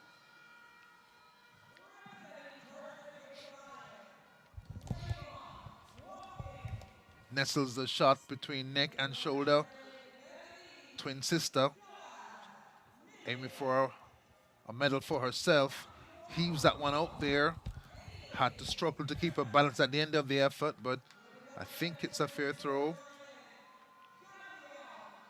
Tape tells you, yes, they're measuring. So a fair throw for Brittany Johnson. Her sister Britannia Johnson has the lead.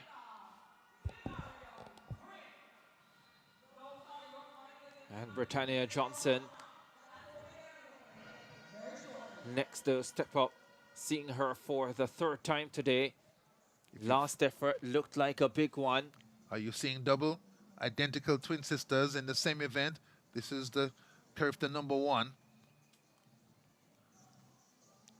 15.33, her best this season.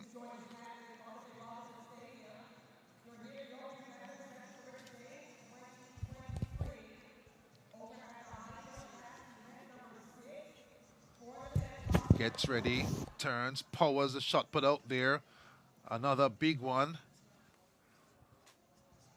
Measurement process in progress for Johnson of Jamaica.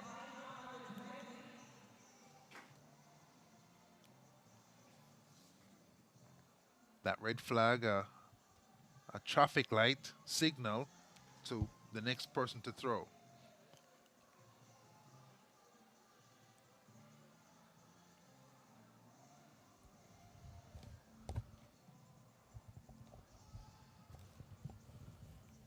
So they close the area, which suggests that is the end of the competition.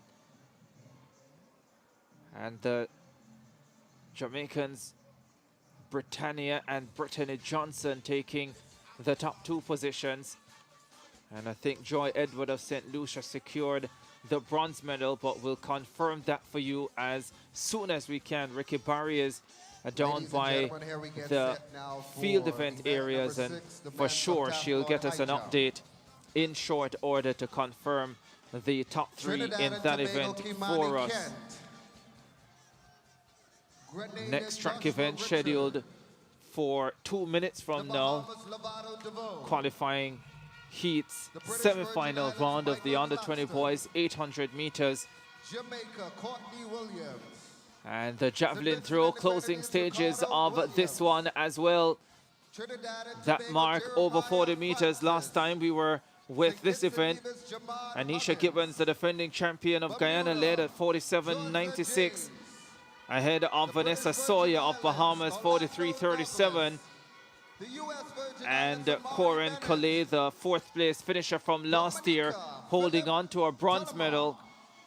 The French Guiana athlete with 42.36.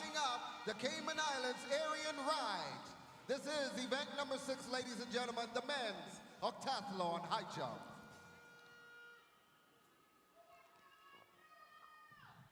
The athletes there being introduced for the octathlon high jump, the 6th event in the series of 8, following the sprint hurdles. Leveau of the Bahamas leading that event ahead of Courtney Williams of Jamaica. And the high jump becomes a very, very important event with the javelin and the 1,000 meters to come. Teaching event for the decathlon, no pole vault here. That normally is a key event. Many countries in the Caribbean don't specialize in the pole vault, and therefore developing decathletes difficult, but this is a good starter event for those boys on your track team who have all-round skills and lots of energy and the patience and the focus to go at one event split into 8 over 2 days. Definitely. It's always good to know that you have all sports covered. You know, when you get to the competition, you wouldn't worry about losing points. So you want to be well-rounded, you know. Again, it give them the opportunity to travel, give them the opportunity for scholarships, and it also allow them to see and go up against the best. And if you make a mistake in one event and it's finished, there's nothing you can do but move to the next one, which is a metaphor for life as well. And that's the type of headspace that multi-eventer must have. If you've messed up your prime event, it's gone. Do your best in events that are to come. And maybe other athletes will have difficulties too, and it will come back to evens when they total the scores in the evening after the 8th event. Yeah, an event like that definitely teach you patience, you know. You learn how to take the defeat or the win and move forward. If you win it, you keep moving forward because there's many more to go until the end. So you got to keep moving from round to round and put behind the difficulties and put a sadness, whatever, behind. So if you look at their faces good, they show no emotions when they're competing, which is very interesting because I'd like to know what's actually going on in their heads. Kimani Kent of Trinidad and Tobago will start the octathlon boys high jump. This is their final event of the morning session. The remaining 2 events to be completed in the evening session. We're getting ready for the under-20 men.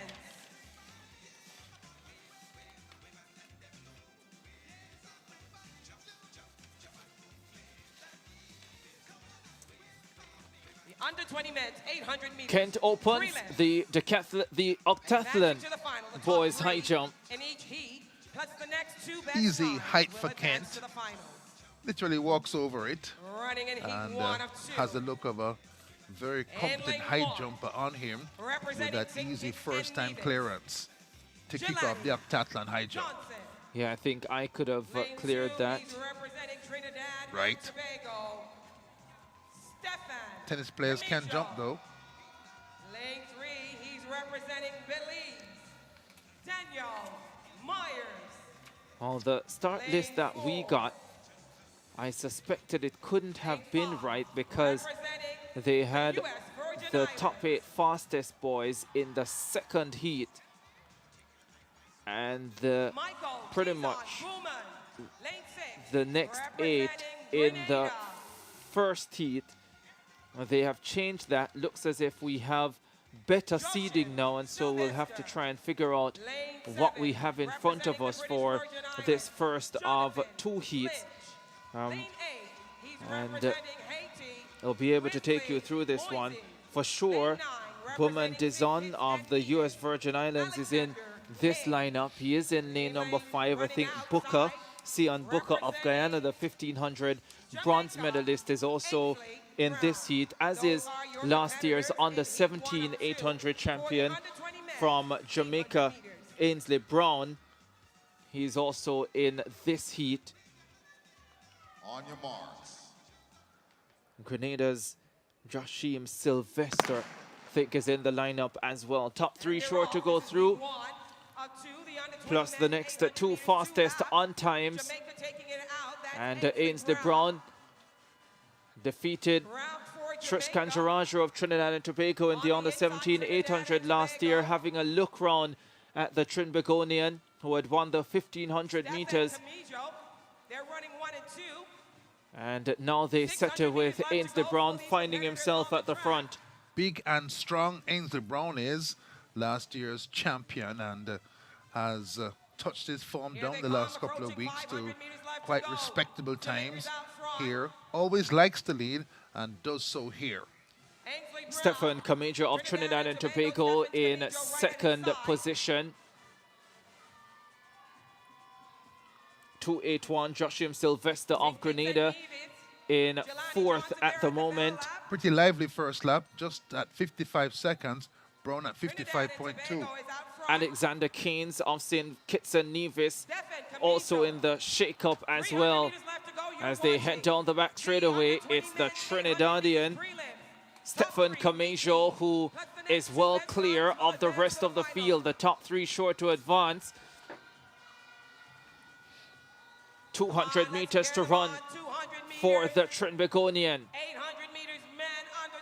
Kamajo well clear. He's running away from the field. Heads into the straightaway, well to the good. He's in control of this. Battle on behind him for second position. Remember, the top 3 to advance automatically coming into second place now. Alexander Keynes of St. Kitts and Nevis. Kamajo wins it for Trinidad and Tobago. Keynes is passed on the line, so he gets third, but that is an automatic qualifying spot for Keynes of St. Kitts and Nevis. But that is an impressive opening round effort from Kamajo of Trinidad and Tobago. Seemed to burn some rubber there, 1:53.64, and was in the lead at the half at 55 flat. And with some place qualifiers, maybe could have run more easily in the last 20, 30 meters or so, but feeling good on this Easter Sunday morning and burnt some rubber at 1:53.6.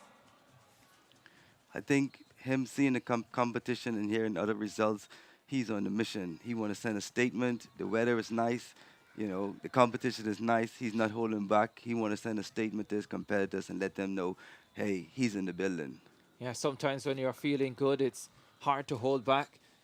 And clearly feeling good in his semi-final heat of the under-20 boys, 800 meters. Stephen Camijo of Trinidad and Tobago came in with a 1:55 seed time, so he's better that here in his semi-final. Tall and spare and quite fast. And, well in control of the first heat of the 800 for boys under 20. Once the adrenaline kicks in, everything will take care of itself.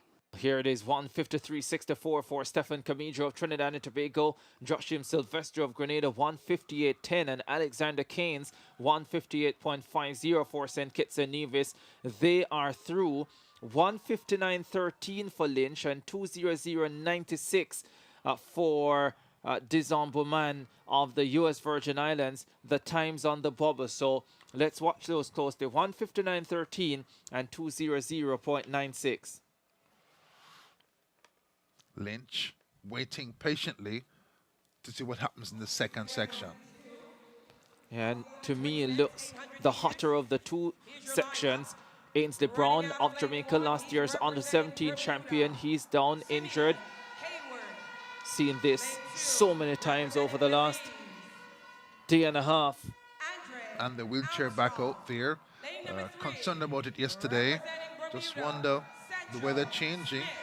Maybe hydration, I'm not sure. He's been looked fit all season. Maybe a little bit tired from high school champs last week. Put the pedal to the metal last week for his school, Port Antonio High. But again, the wheelchair, a grim sight. Yeah, you pointed to it, Hubert, that whenever the Jamaicans have the CARIFTA Games the following week after their high school championships, it can be extremely difficult for them. Because it's not just the high school championships. There are other teams who compete at the back end, other countries who compete at the back end of March. But what they don't have is the consistency of running week in, week out from December leading right up into the CARIFTA Games. 151.4 for Brown this season, and last week 152.49, and here unable to finish. Second heat of the 800 meters under 20 boys. This is the semi-final round. A few of the favorites for me in this one. Not sure how they went about the seedings for these 800 meter heats, but I suspect something went wrong somewhere. But I can tell you, Sian Booker of Guyana is in this one. So too is Kemaria Bygrave of Jamaica. We saw him taken away on a wheelchair following the 1500 meters yesterday. He is back here. Haywood of Bermuda is in this lineup as well. I think there are two Bermudans in this lineup. Here's the field. Haywood, Armstrong, Smith, Booker, Gollop, Cumberbatch, Farrington, and Bygrave. Cumberbatch, one of the boys to watch second last year. High school in the United States. His father, track coach, has gone 150.33 this season outdoors and goes right to the front, Ricardo. Very interesting semi-final this, because for me the medal favorites are all in this one, and it's Cumberbatch of Trinidad and Tobago who goes to the front ahead of Kemaria Bygrave. Sian Booker, Guyana, is in fourth position at this stage. Cumberbatch, tall and stately, and takes his field out on a merry clip. Down the straight they come for the first time. Cumberbatch of Trinidad and Tobago, Bygrave of Jamaica, Sian Booker of Guyana. The rest behind them, including the two Bermudans in the lineup, Simeon Haywood and Sancho Smith. 57.7 for the first lap, with Cumberbatch and Booker first and second.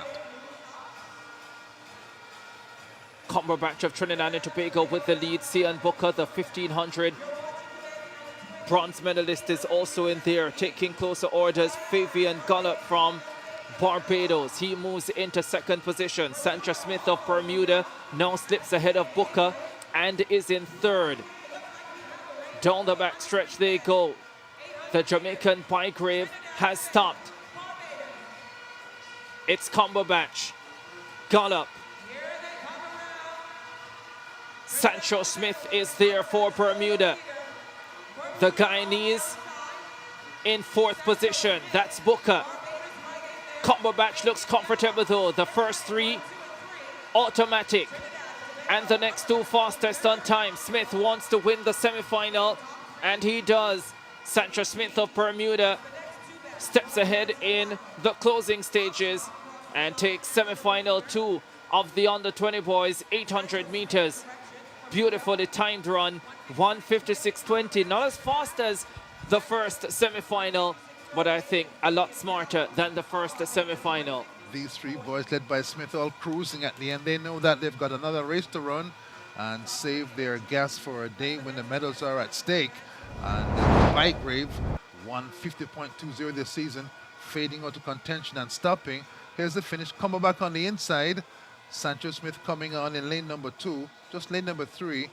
These three boys jogging together. They know that the final is not today. Sancho Smith is also a product of Clayton State University track and field team, and he's been doing very well from the indoor to the now. Top 5 from this semi-final advancing to the final. The three automatic, Smith, Cumberbatch and Gollop, 1:56.20, 1:56.38 and 1:56.40. Sian Booker of Guyana at 1:57.43 and Joshani Farrington of the British Virgin Islands at 1:57.54, also making it as the non-automatic qualifiers. We take a break on our coverage of CARIFTA 50. We'll be back with more from the Thomas A. Robinson Stadium.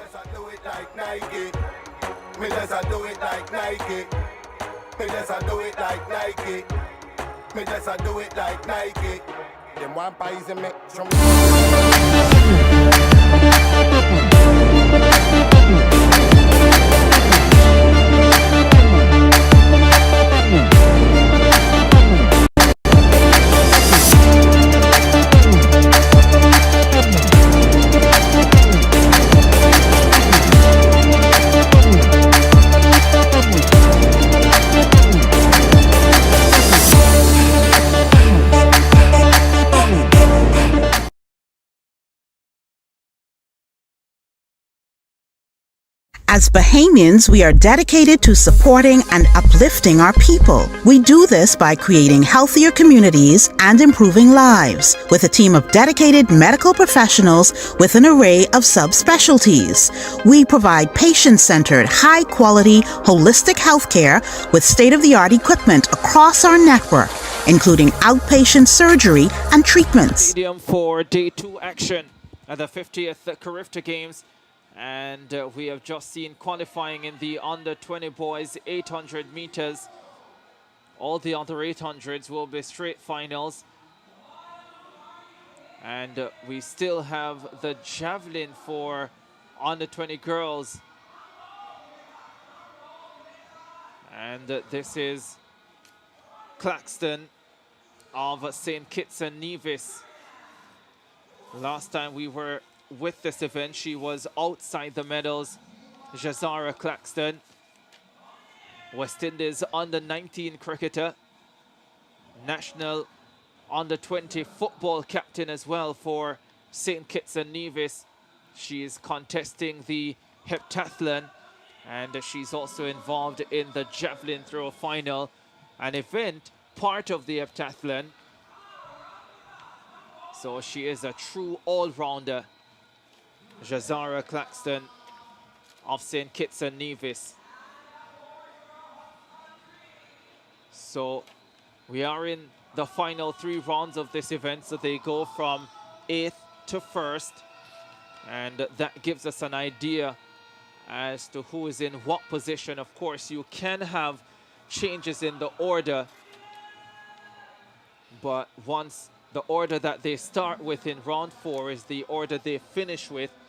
There had been a trial, Hubert, some years ago where the 6th and final round would be reordered if necessary. And World Athletics has done away with that. I rather liked that approach to the field events. So the last round would have the reverse of the order. with the person leading after 5 rounds throwing last. Yes. What you have now is that the person leading after 3 rounds throws last, even if they are not leading at the end of round 5 and 6. Yeah. Whether or not the order has been changed, order of merit has been changed since that time. A Sambi calendar of Barbados, you just saw there, competitor 43, that mark below the 40-meter mark.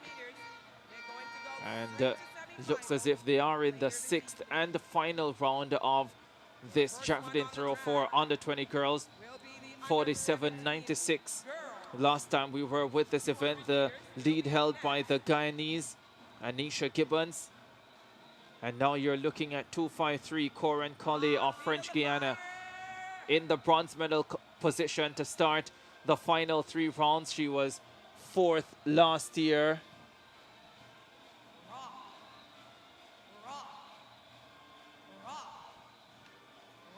And here she is for her 6th and final round effort. Aggressive down the runway, gives it everything she has and lands it well over the 40-meter mark. Does she get the white flag? Can they find a mark? I think they can. And that one will be measured 42.36 we had for her after 3 rounds. A little bundle of energy, focused and aggressive. She knows that this is go time and does her very, very best to get a mark that will move her up the standings. Just being able to medal would be a great achievement for her this year, having finished outside the medals last year. Last year's silver medalist, not here this time around, but the champion from last year back this year. This lady moves up a spot at least. Here is the Bahamian, Vanessa Sawyer, in the silver medal position after 3 rounds. This is her final round effort. 43.37 is what she was able to get out to. A lot of upper body strength here. Nothing special about the run-up, no real aggression, just a gentle jog. Didn't seem to break into a sprint on the runway, and with that powerful upper body strength, lightning throwing arm, with a bit of a run planned into her throw, she could go very, very far. Yeah, doesn't get an improvement on her final round. And so we get a chance to see the champion one last time. Anisha Gibbons of Guyana, competitor 440.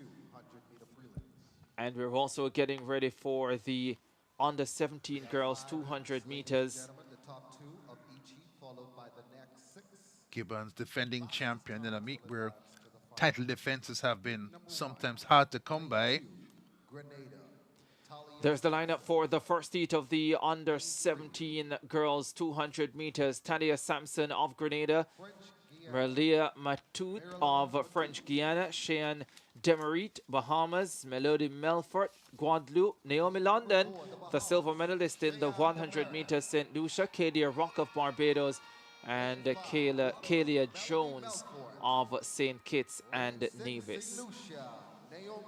London happy with the silver last night in the 100 meters, but wanted the gold, and sure she's carrying that as motivation into the 200 meters here. Yeah, these athletes still going through their warm-up paces. Top 2 of each heat, followed by the next 6 fastest times. We're asking for a coach from Suriname. A coach from Suriname, we're asking you please to report to the medical tent at the finish line.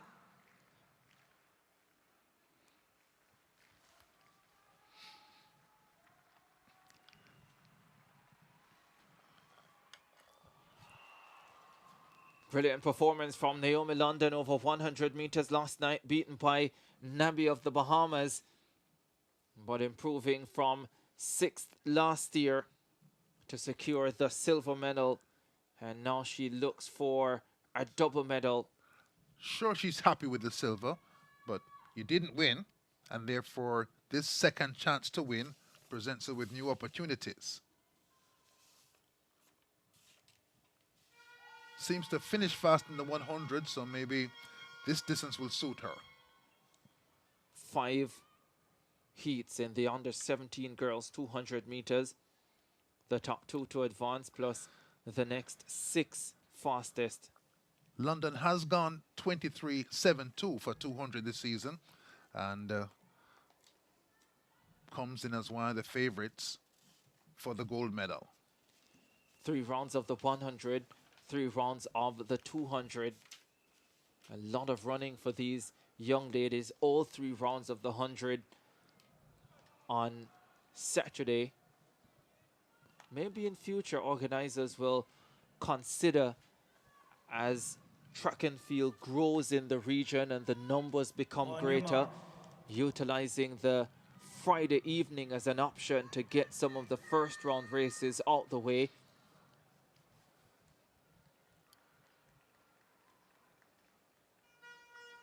First heat of the under 17 girls 200 meters. The 100 silver medalist Naomi London, St. Lucia, goes in lane number 6. By far the fastest in this lineup. Off they go. Heat number 1, London got away quickly in lane number 6. Already covers Rock of Barbados and Jones of St. Kitts and Nevis. She's well clear of the entire field. Now starts to ease. Matute of French Guiana comes through into second position. Rock of Barbados gets third. But a no contest. Naomi London had that one won from the first 50. 24:41, the winning time for the 100 silver medalist. Starts her 200 campaign in style. Nice job of qualifying with outdoing too much and comes through 24.41. And Chris, that was comfortable for Naomi London. It was very comfortable. She looked very relaxed. You can tell she's on a mission. She's focused and she's having fun. I mean, straight face. I mean, it's just she's just very confident in her style and her form and her technique and her coaching. She's that's given her the ability to just be able to relax and just bring it on in very smooth. Comfortable racing in this first heat of the girls on the 7200 from Naomi London. Here are the numbers. 24:41, 25:03 for Arcadia Rock of Barbados. Those two automatically into the semifinals. Matute of French Guiana, 25:10. We'll have to wait and see, as will the others, including the Bahamian Cheyenne Demery at 25:24.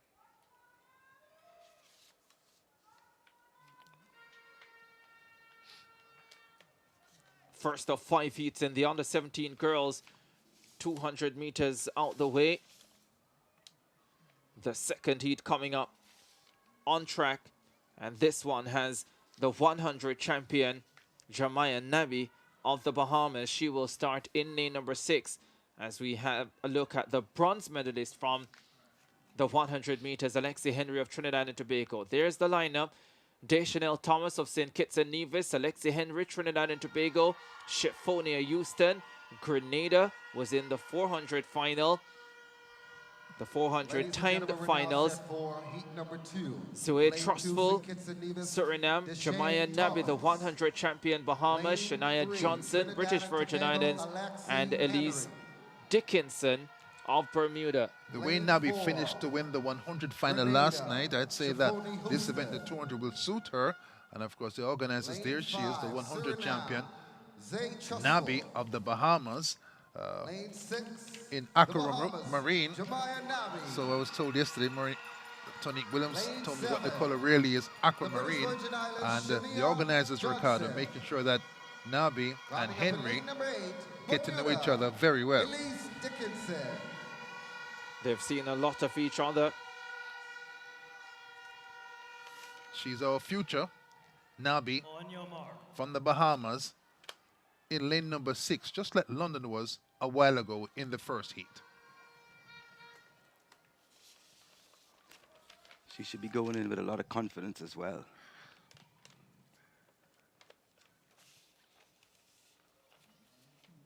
Second heat of the under 17 girls. 200 meters. Set.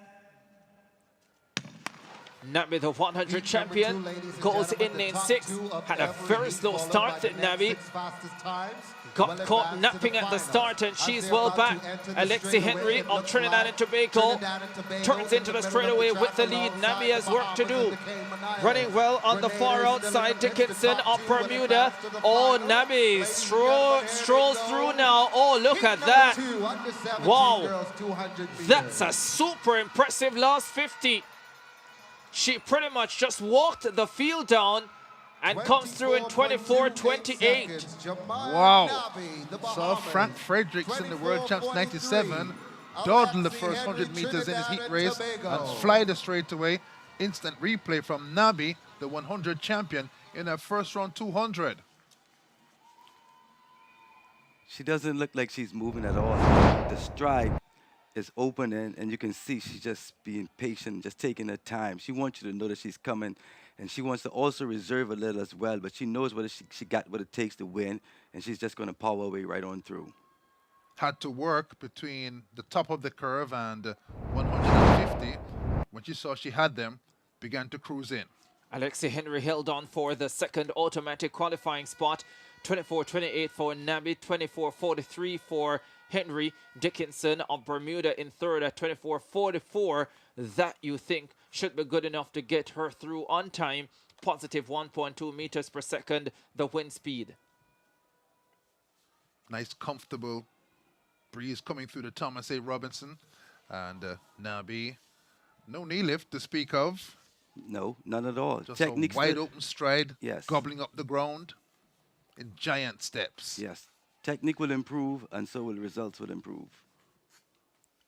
Third heat of the under-17 girls.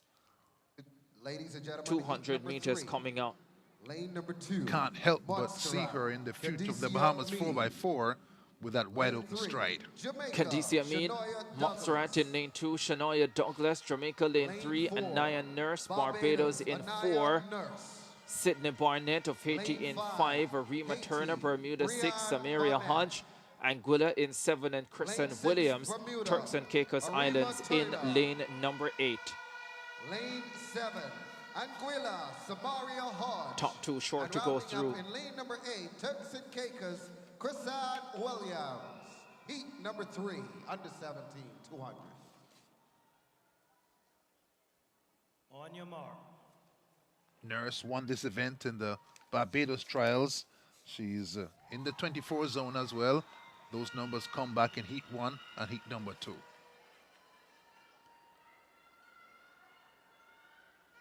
Nurse in lane 4. Barnett of Haiti in 5. She has a shot of getting through automatically here. Set. As does Douglas of Jamaica in 3. Off they go. Heat number 3, ladies and gentlemen, the top 2 of each heat, followed by the Nurses going quickly for Barbados. as they're about to enter the straightaway, Montserrat. Anaya Nurse runs a brisk curve and leads into the straightaway. Barnett of Haiti on the outside. Douglas of Jamaica on the inside. Nurse with the lead, chased by the Jamaican.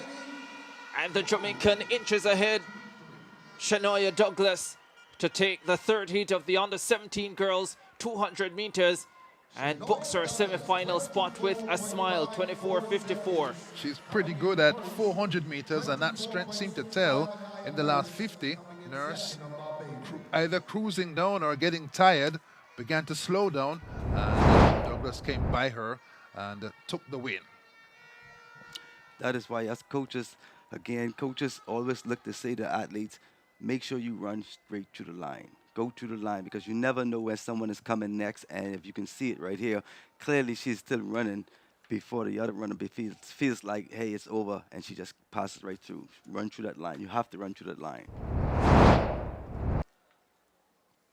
Positive 0.2 meters per second, 24.54 for Shania Douglas of Jamaica and Naya Nurse of Barbados, 24.65. Those two advance automatically. Sydney Barnett of Haiti, 24.73, finishes in third position with Arima Turner of Bermuda in fourth at 25.54. 2 heats to come in the under-17 girls 200 meters.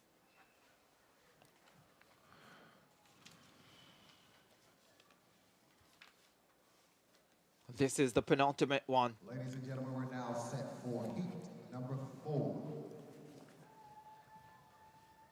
Lane number 3. Bonaire. Ravienska Vis of Bonaire will go in 3. Astani Doreska of Haiti in 4. Athali Hinkson of Guyana in 5. Thyra Charles of St. Vincent and the Grenadines in 6. Keziah Peters, Trinidad and Tobago in lane 7. And Taryn Augustine of the British Virgin Islands runs in lane number 8. In lane number 7, Trinidad and Tobago, Keziah Peters. And rounding up the British Virgin Islands in lane number 8, Taryn Augustine. Heat number 4 for the under 17 girls, 200 meters. Top 2 sure to go through to the semifinals. On your mark.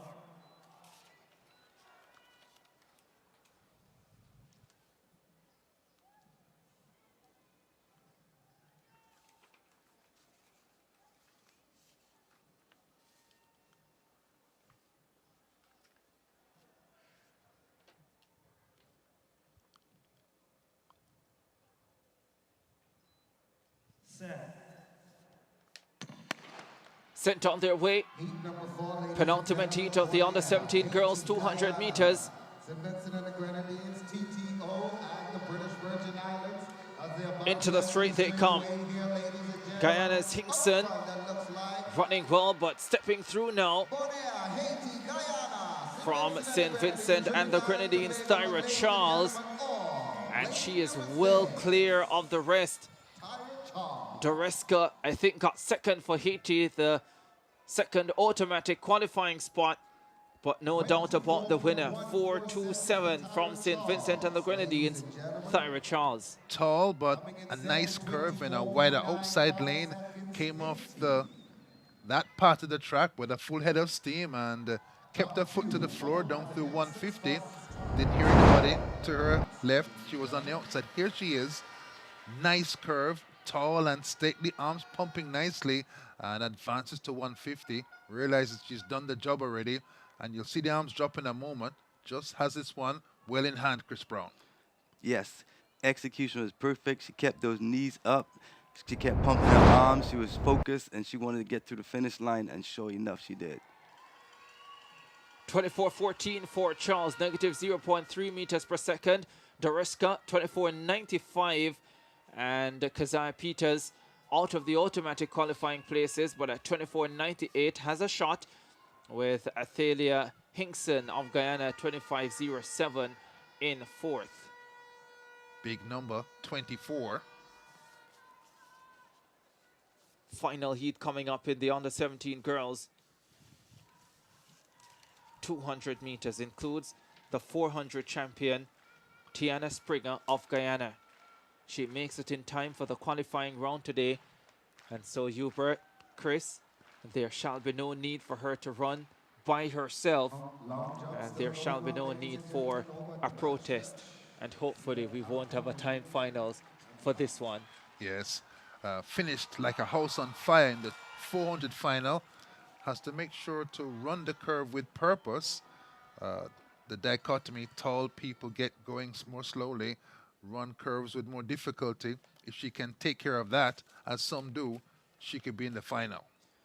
Renisha Johnson, Turks and Caicos, Tiana Springer, the 400 champion from Guyana, Natrice East, Jamaica, Carol Etienne, Dominica, Dana Maya-Lear of Aruba, and Sophia Swindle of the U.S. Virgin Islands. East just 14 years old and not far away from the medals in the 100, comes in to try to make another CARIFTA final.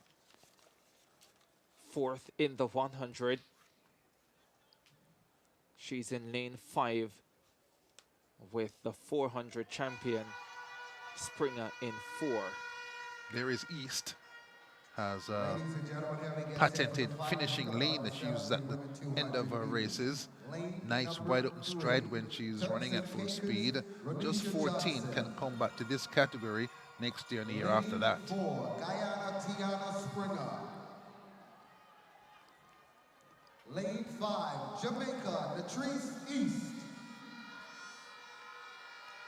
Lane number 6, Dominica, Carol Etienne.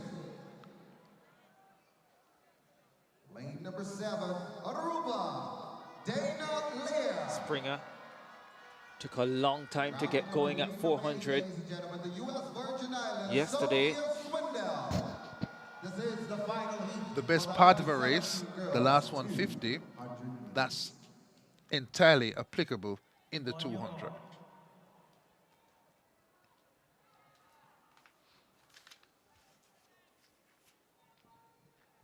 Top two sure to go through to the semi-finals. The 100 medalists are all there.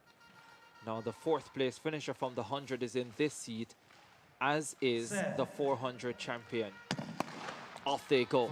The final heat, ladies and gentlemen, is off to start for the under 17 women 200 meters. East and Springer asserting themselves now as they swing off the top bend. Springer of Guyana, East of Jamaica. Those two batter down the home stretch with Swindell of the US Virgin Islands in third. And it's East who gets there. 23.99 the flash time for Natrice East. Adjusted to 24.16.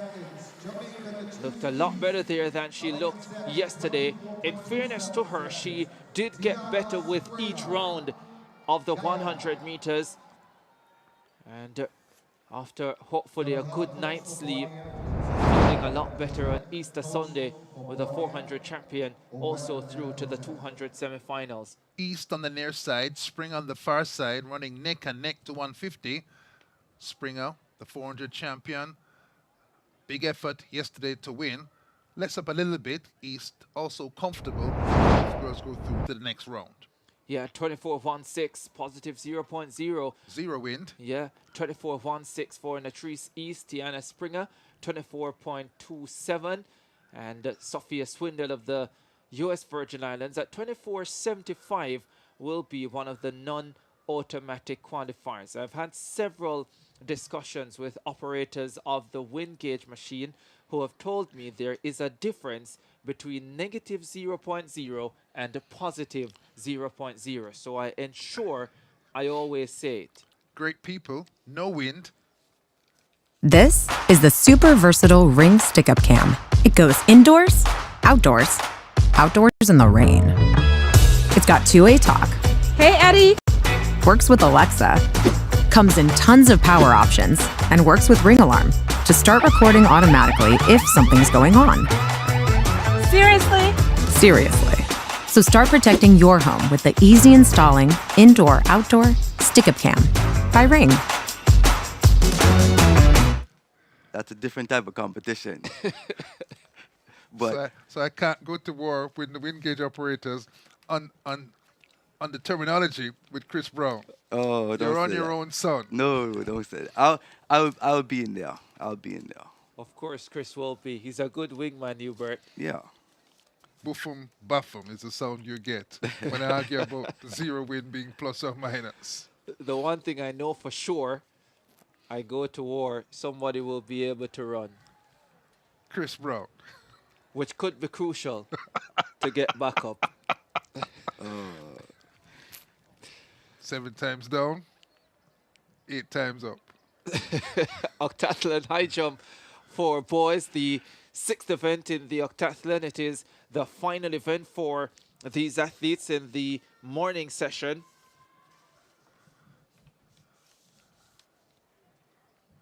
As we saw with the girls high jump in the octathlon yesterday, can take a while because they go up by small increments and the athletes trying to maximize each centimeter as they try to get those additional points. And as we saw yesterday, the better high jumpers milk the event for all it's worth in terms of points. That's what you've got to do across 7 events for the girls, heptathlon, and here 8 events for the boys, octathlon. Lavarda DeVoe of Bahamas coming into this event with the lead. This is the Trinbagonian, Kimani Kent. Started the day in 4th position. Oh, knocks that one over. We'll try and get the height of the bar for you in short order. Lots of height there, but the jump taken from too far out and momentum dies off over the bar. He'll adjust it with a move up of his starting point for the run-up.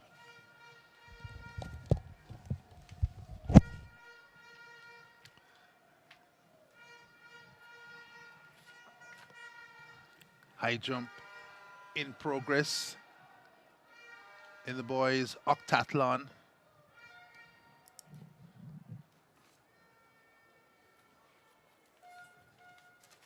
Devo of the Bahamas on the runway now, curves in, little untidy, again, lots of height, but leaves the legs out to dry, drags the bar off, Chris. I think they're a lot excited. They just need to just calm it down a little. They're excited about competing. They want to show, hey, I can get over this height. I can not just sprint, but I can jump as well. So they're a little excited. They just need to bring it down slightly, and I think they'll be okay.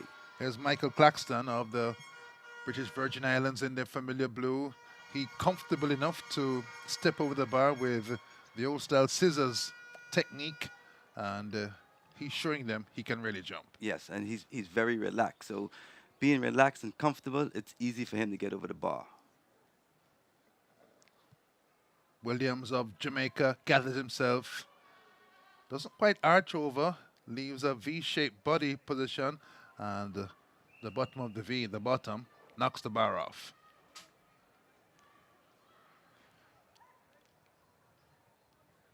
If you just tuned in, this is the CARIFTA Games from Nassau, New Providence in the Bahamas, the Thomas A. Robinson Stadium. It's octathlon boys high jump action, and on the runway they've got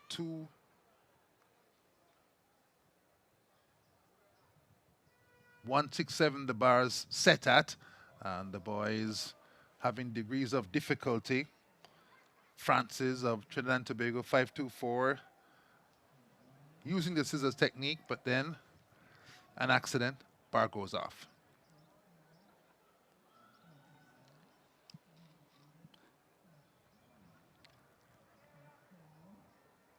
James of Bermuda, his turn at 167.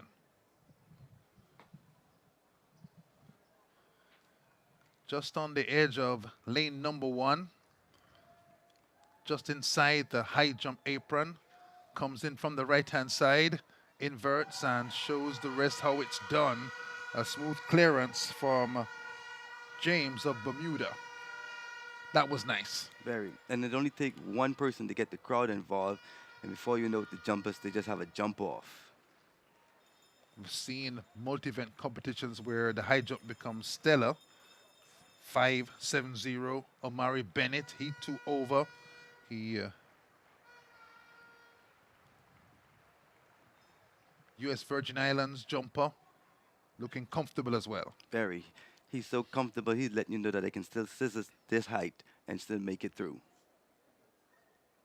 Philip Telemac of Dominica, his turn on the runway, tall, leggy boy. Makes a mess of that. Tumbles the bar over. A little more effort, I think he'll be okay. He knows he's confident. I think just a little effort, he'll be all right. High jump, octathlon, event number 6.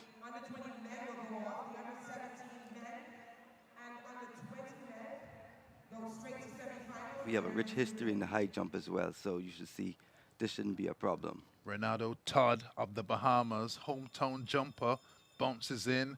He too mistimes his scissor technique, and bar goes down. Octathlon all about points. Can't afford to no height. No height means no points, and that puts you well behind the 8 ball. The guys definitely need to relax. You know, to go higher and get those points, you have to be able to relax and just take it one step at a time. Kent, Trinidad and Tobago, sails over. Little kinesio tape down his left leg. Therefore, chooses a easy dismount from the high jump landing bed. Devo barrels into it. Saw some clearances at 167. Didn't see them stop to adjust the bar.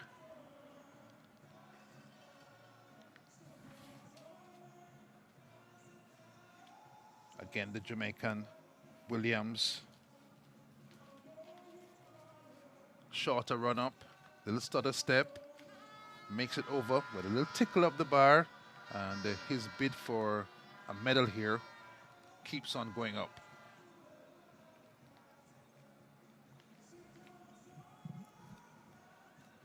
Short as Hubert, he knows that if he's to retake the lead, he has to outscore Levo of the Bahamas in this event.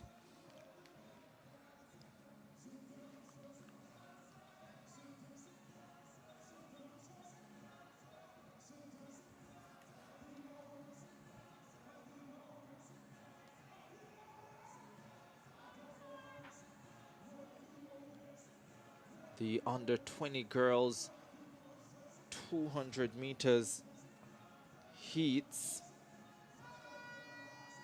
I'm looking at this and I'm seeing the boys under 17 and the girls under 20 with 3 heats. So I suspect they will go directly to the semi-final stage. And all we have remaining on the track is the first round of the under 20 boys 200, scheduled for 11:30.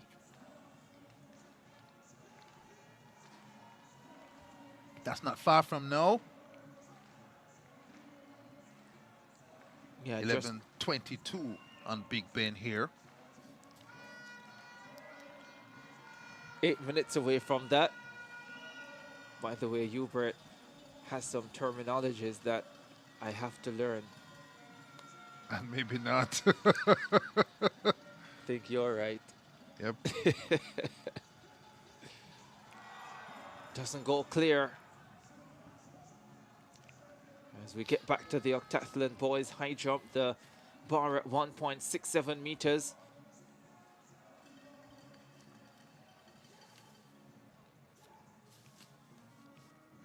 Two Bahamians in the lineup, the leader, Lavarda DeVoe and Rihanna Todd.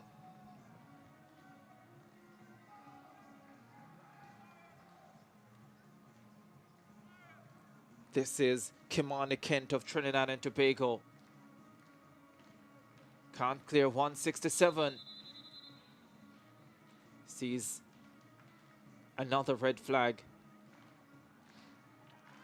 I was with you yesterday, Ricardo, when Sharika Christie was doing the scissor technique in the heptathlon high jump. I presumed that she was going to do the flop when the bar got higher. And watching in the boys high jump, seeing the same methodology. These are all-rounders, maybe not experts at the flop.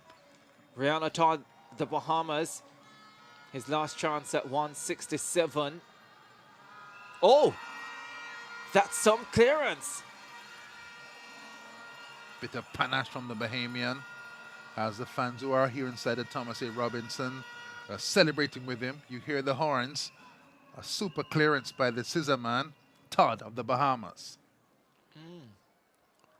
Hopefully that'll get the crowd up, you know, because it's been a little quiet all morning. So hopefully that right there, that'll put some spark in them and we'll be able to get some more electricity going, because the jumpers, they feed off of the energy from the crowd. You know, the hyper the crowd gets, the more energy these guys get, and before you know it, we're looking at 6 feet, 7 feet. Just a quick digression. When you're running, do you hear cheers? Do you hear it? Sometimes we do if we're not 100% all in, and sometimes we don't. So it all depends. You don't know when it's coming, but it'd be there sometimes for us. But when we came in for the World Relays and that Junkin music was in the stand, I felt it from the start of the race to the finish. So I don't know about everybody else, but sometimes it'll come for me and sometimes it'll go away. The drums at church this morning. Gather they'll be here for the evening session. Definitely.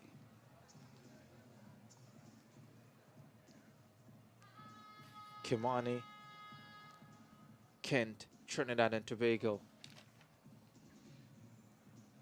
Yes. Beautiful effort at 167. That jump lined up nicely. Seemed like he was far away from the bar, but had his angles all lined up nicely and flew over. Joshua Richard of Grenada.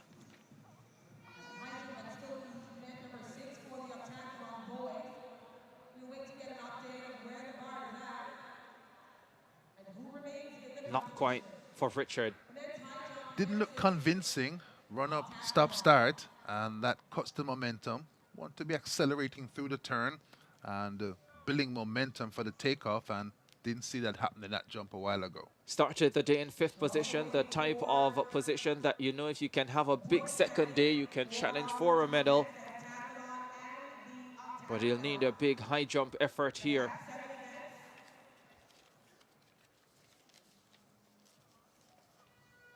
For the women, 100-meter hurdles, high jump, shot put, 200 meters, long jump. They're now at the javelin. And this afternoon, they will run their final event, next 7, the 800 meters. So the bar now up at 1.70 meters. So the Trinbagonian Kent has already gone over that. And I think we just saw a clearance as well for Michael Claxton of the British Virgin Islands. Finished 7th last year, Claxton, and started today's second day in 7th position. This is Bermuda's Joseph James.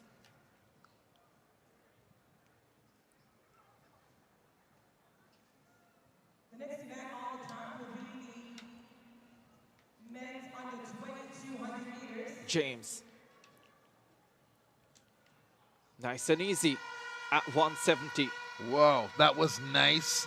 Hardly seemed to jump, just sort of sailed over it without too much effort. The better jumpers are reveling now as the bar goes a little bit higher. And this is what guys want to see. They want to see, hey, bring on that competitive edge. Let's go for it. Head-to-head competition. Philip Telemac of Dominica finished 5th last year, down in 11th at the start of today. Mountain to climb to equal in terms of position what he achieved a year ago. Telemac in the high jump. Oh, wow. Big man, flies over. Not a work of art, but style points don't count in the octathlon. Lanky, broad-shouldered. Rihanna Todd. This will be challenging for him. Oh, that was close. Untidy. The little tickle tips the bar off. That was almost a make. Almost, but not quite for the Bahamian.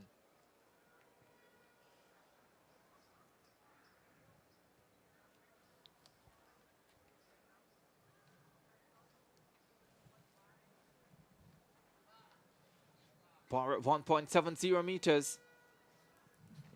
Octathlon. High jump for boys.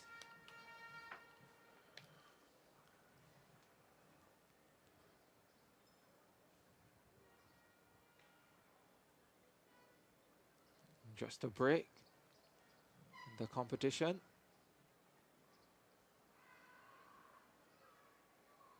.570. Amari Bennett, U.S. Virgin Islands. No.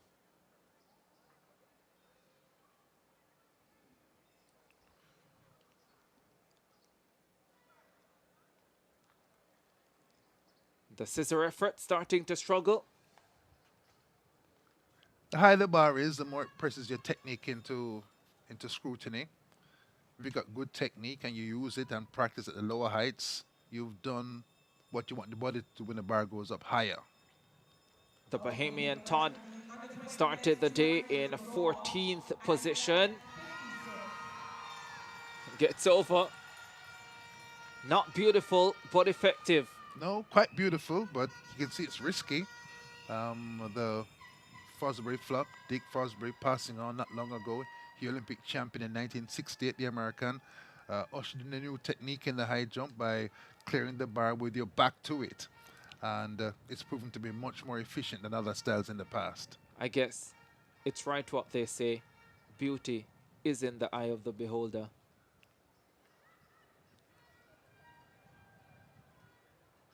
No clearance for this man, Amari Bennett.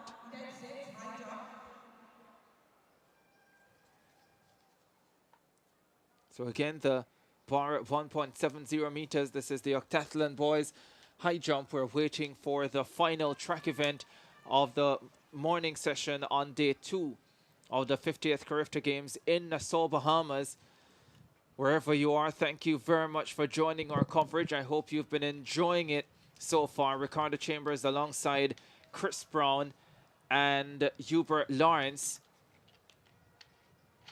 I've been asked this many, many times if I've ever run 44.50. Yes, there was a Ricardo Chambers who ran 44.50. It was not me. Chris knows that because he probably ran against him a few times. You know, every time I hear Ricardo Chambers, that's all my mind goes to. So meeting you now, you know, it's totally different. It definitely is. Because I'm thinking I'm getting ready to go against the competition, you know. I'm like, okay, I got to race this guy, you know. Here is Kent going clear.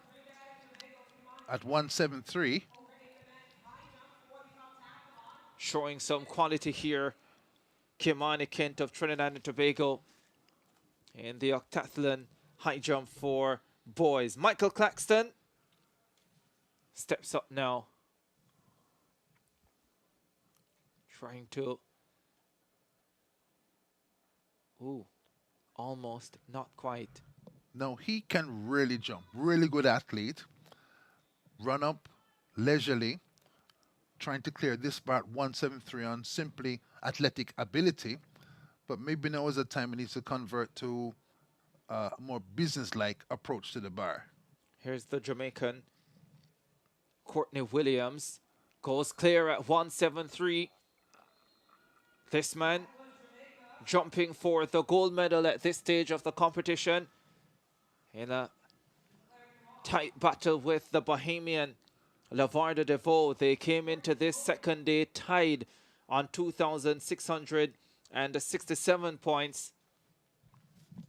And the Bahamian took the lead after the 110 hurdles, and Williams trying to fight back here in the high jump. The Kittian, Jamard Huggins, double bronze medalist in the under 17, 110 and 400 hurdles last year, has switched focus to the multi-events this season. Bermuda's Johnson James.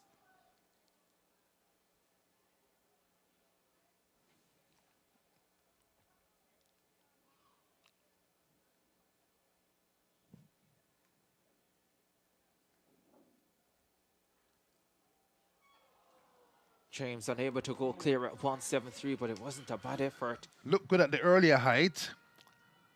A little lazy in finishing off the jump by flicking those legs over, but certainly has the height to clear 173.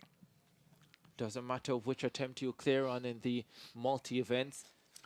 May do. May just want to be economical and save your energy for the higher bars. But yes, Ricardo, whatever 3 attempts, you get the points for that height nevertheless. And there you go.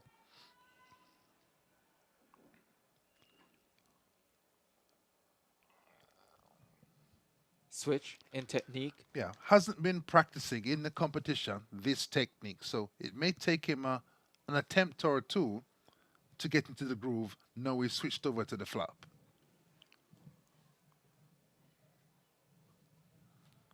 Michael Claxton of the British Virgin Islands. 173 is where the bar is at. Here is James. Bermuda.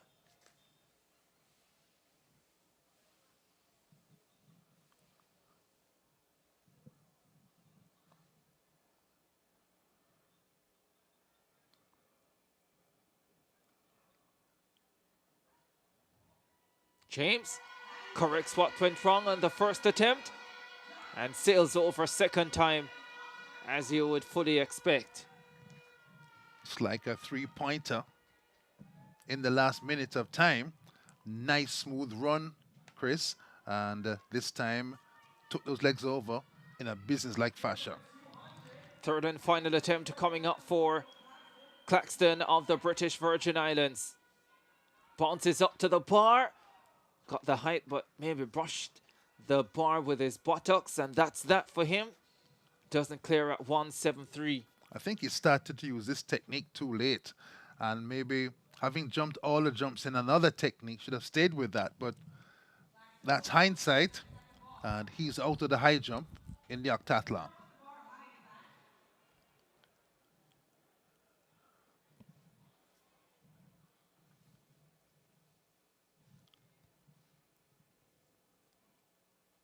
Bar remains at 173, not seeing any adjustment just yet. And an adjustment will come now. Likely will go up to 175 or 176.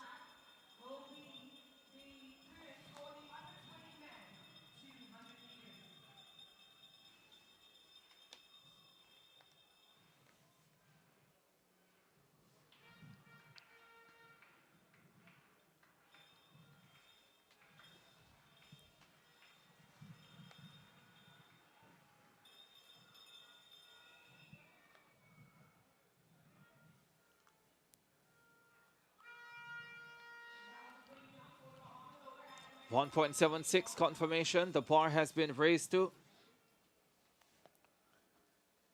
And here is Kent of Trinidad and Tobago, who has looked flawless to this point.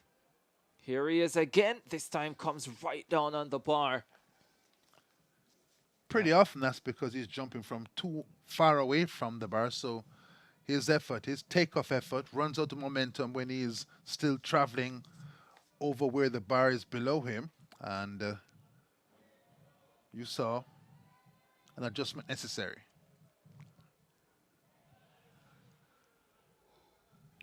Seems like the wind has picked up as well, so I think several of them may have to move their marks or something, maybe some kind of adjustment, but the wind has definitely picked up. Huggins, St. Kitts and Nevis. Made that look rather easy. Disdainful. 176 still doing the scissors. Let's see if he makes the adjustment, because he seemed to have a lot in hand there. Sure did. I like the balance or the dance at the end. It's unique. I don't think it's intentional, but it looks unique. James now steps up for Bermuda. 1.76 meters. Takes it down.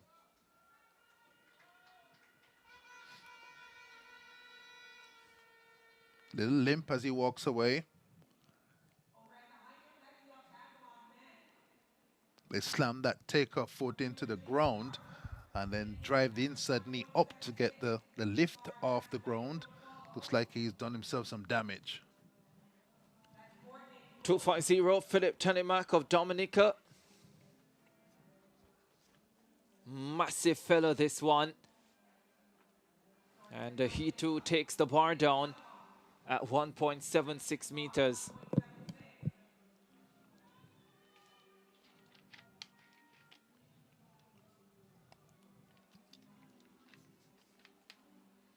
And so we come to the second Bahamian in the lineup, Rihanna Todd.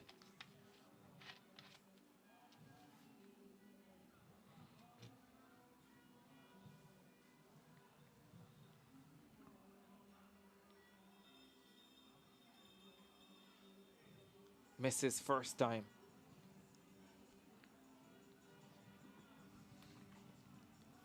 Under 20 boys 200 qualifying. Scheduled for 11:30. We've gone past that now by 10 minutes.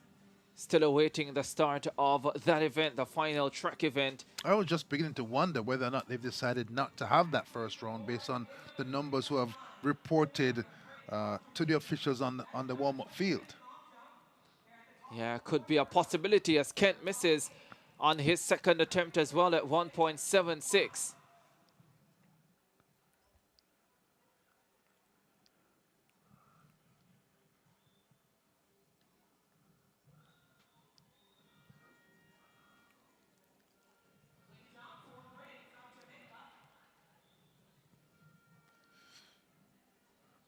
.176 proving to be difficult, and it's what my high jump friends call a telling height, where it exposes your limits and your ceiling.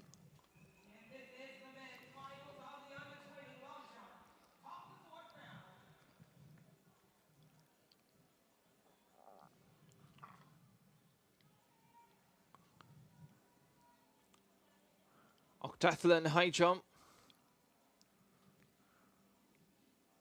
6th of 8 events. James gets it done. Out to the park is what he says. Smashed it.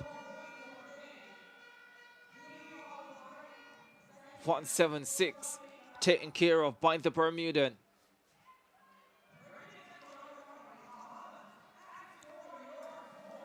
Telemac, third and final attempt coming up at 1.76 meters for the big Dominican. No. Better effort technically, but still takes the bar down.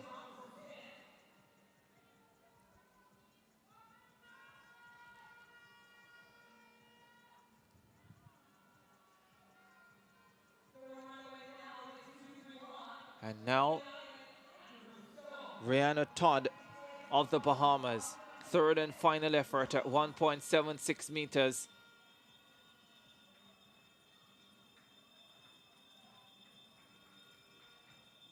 And Todd unable to go clear, so he exits the competition as well.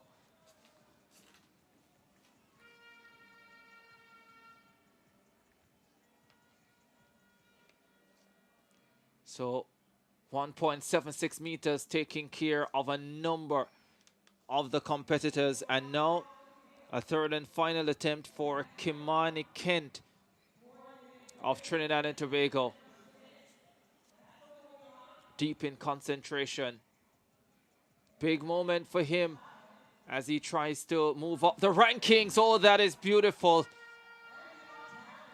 Looks the best high jumper technically in the field. And there was a demonstration of it. Very, very skillful there. Great run, lots of height over this bar. And while others struggle at 176, he seems able to go higher. Very good jump. Oh, Telemac, he has one more attempt. Here goes.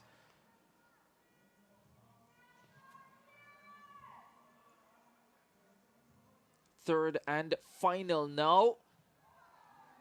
And doesn't clear. So now he exits the competition.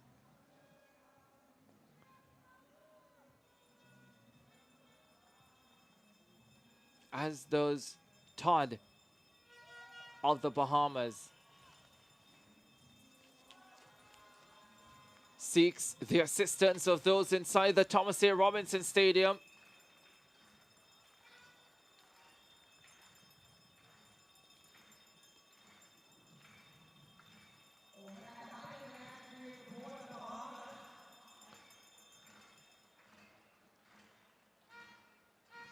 Fourteenth position is what he started the day in overall. Third and final effort. Oh, that was his best effort at 1.76, but it's not to be for the Bahamian. That's that. Needed that bar to claw his way back into contention. Running out of events now, and every point counts. 1.76 out the way, they'll... And you say they, not that many.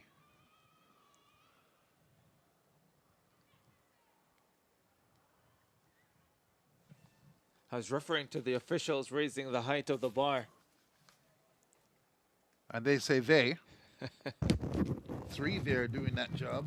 I was thinking of the jumpers coming next, who have colored 176.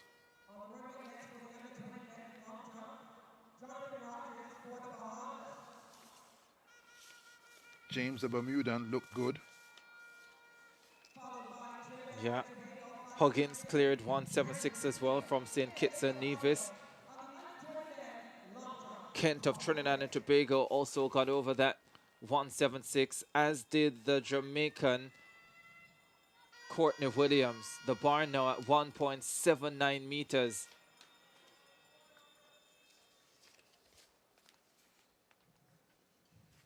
And it is Kimani Kent who starts us off.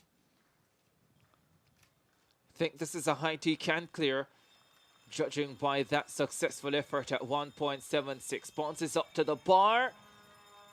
Clips it with the heel, I think. Just need to time the jump. Looked to me like it was the back of the calves as he's trying to flick over, but almost everything was clear.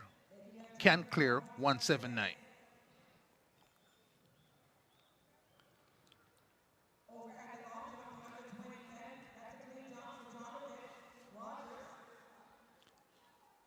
This man jumping for the gold medal, the Bahamian Lavarda Devo, he's out. And so this man battling to reduce the deficit after the 110 hurdles, and the Courtney Williams over at 1.79.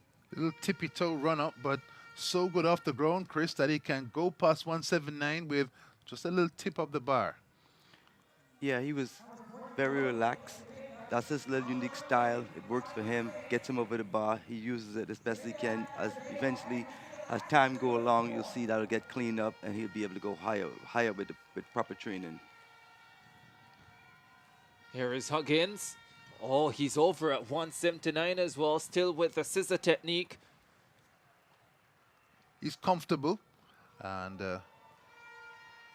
didn't touch the bar at all, and clearly can go beyond 179. Definitely. Once the crowd get involved, you'll see more. James takes it down. Good attempt. Needs to flick those legs over. His back, torso over the bar a while ago, and legs not quite flicked out of the way. Drag the bar off. He can make it.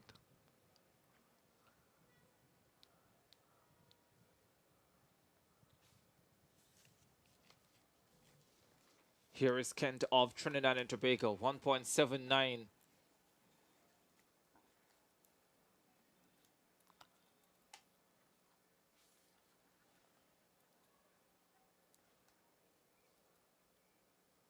No, not even as good as his first attempt. First try really good. This one not so good. No zip in his step. Does have a strip of kinesio tape on the back of his left thigh. That might proscribe how many jumps he can take at full effort. And came off the gas there for some reason. That could be it. Yeah, 1.79 meters. Just over 600 points. But the Jamaican Williams could end up with in excess of a 100-point advantage over Leveau following the high jump. The question is, we're not sure what the difference was after the hurdles. We know they came into the day tied as James tries to get over 179, not to be there. But it's a terrific battle in this octathlon boys event. James favoring his left leg, and maybe that's causing him not to complete his technique. Wants to maximize, but now he has to make a key decision. Does he keep on jumping with some sort of niggle, or does he cut back and save his leg for the 2 events to come? Big decision for him. Third and final attempt coming up for the Trinbagonian, Kimani Kent.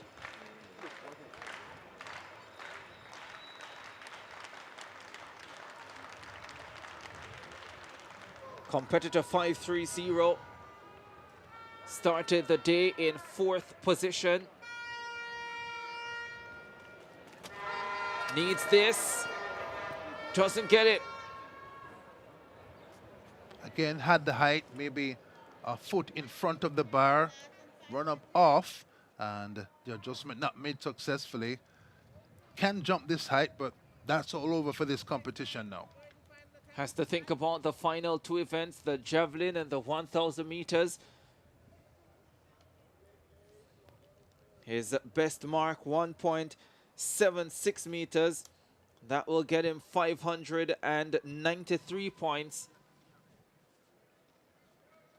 Here is James of Bermuda. He too can clear this, but not to be. 179 taking care of a few of these men.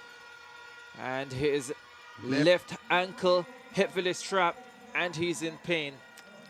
Well, ran at this one. He knows that maybe this is his event to increase his points tally, but that decision we talked about between risking the injury to milk his best event and saving himself for 2 events to come, clearly that consideration went to his decision to run full speed there. So just 2 competitors left in the octathlon high jump for boys. The Jamaican Courtney Williams, who is chasing the lead, held coming into the high jump by the Bahamian Lavarda DeVoe. And if he clears this, he might just have done enough to go back into the gold medal position. They started the day tied on 2,667 points. DeVoe outscored him in the 110 hurdles.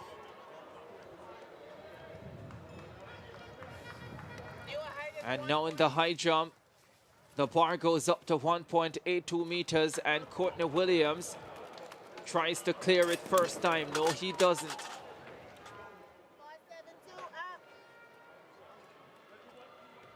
Already has 619 points for his 1.79 meter clearance.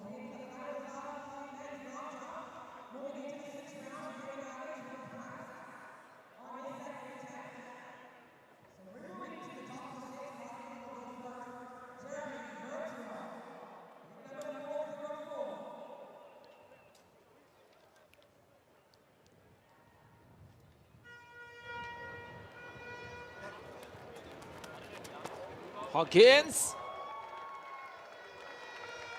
has the flop technique down on lock as well. Yes, slow run up, but so much jumping power, what we call ups in other sports, able to fly over the bar with Fosbury flop technique and to keep his bid going.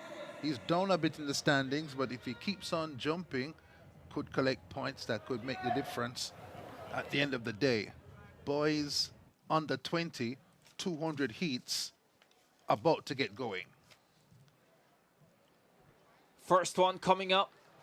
Sanjay Weeks of Montserrat in lane 2. Alan Lacroix of Guadeloupe in 3. Omar James of Guyana in lane 4. Joshua Maskell of Trinidad and Tobago in 5. Dejon Francis of Bonaire in lane 6. Tyrone Webster of Anguilla in 7. And Jaden Reed of the Cayman Islands in lane 8. Down the field in the 100-meter final last night, Jaden Reed, and I'm told he did have a bout of flu that he's been recovering from, and that might have hampered his performance over 100 meters. Hit his high school camp just before Boys and Girls Championships a week and a half ago or so ago, and didn't perform quite up to scratch in the 100 last night, but has a second chance here. Sure, the team doctors will be helping him through the recovery from the flu. Goes on lane 8 on the outside in heat number 1. The CARIFTA record, formerly the world under-20 record, 19.93 set in 2004 by Usain Bolt. In Bermuda. the Devonshire in 2004. 5 heats, the top 2 from each, plus the next 6 fastest to advance to this afternoon's semi-finals.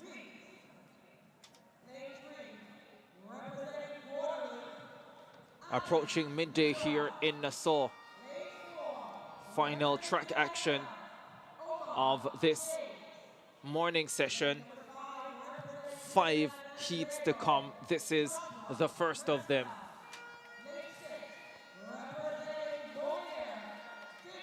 Joshua Maskell, Trinidad and Tobago, in lane number 5. One of those to watch. Favored to get through. Alan Lacroix of Guadeloupe has looked good at these games so far.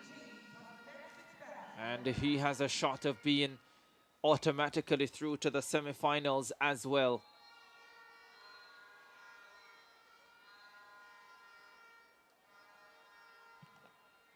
Half lap event. First of 5 heats in the under 20 boys 200 meters. Go time for these youngsters, Chris. This is the moment they've been waiting on. Showtime, sprint race. The adrenaline is flowing.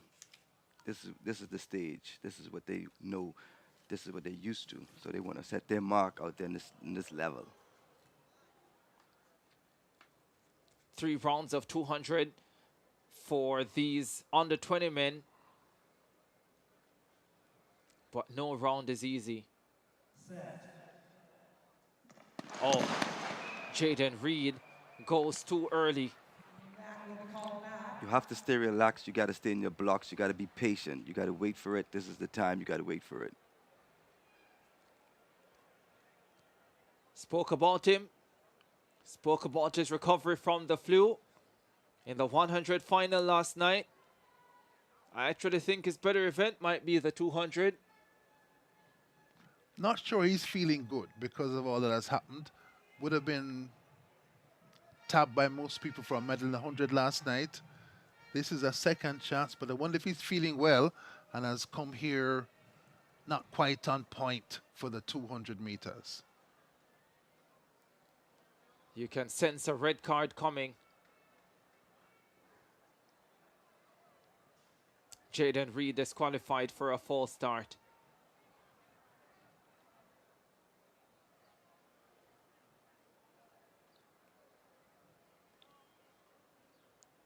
That's really sad.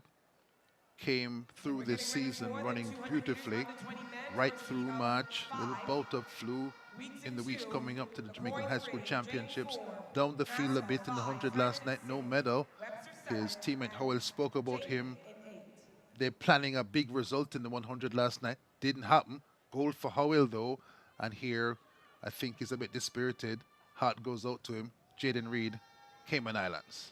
You always like to look at the positives, Hubert, and one positive from this could be that he goes into the 4x100 relay much fresher tonight, and that could help the Cayman Islands.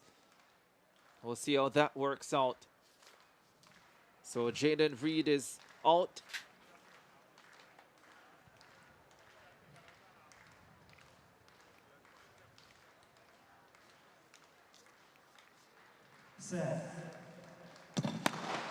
Off they go. First of 5 heats in the under 20 boys 200 meters. Maskell of Trinidad and Tobago moving smoothly around the bend. In control of this one. Battle on for the second automatic qualifying spot. Omar James of Guyana. Oh, steps forward quickly at the finish. And gets the victory ahead of Maskell, who had done most of his work over the first 150. The Guyanese wins the first heat at 21.66. Powerful down the last 100 meters. Off the curve a little bit behind the leader and mowed him down with a powerful run to the finish. Feeling good too. Good big man, good small man. Good big man won it in the first heat of 200. It's always good to set the tone and get the first race out of the way. And, you know, you've set the standard. You want everybody to know now this is the time you have to follow. here's what you need to do, and I just did it. I'm on to the next round. I'll see y'all next.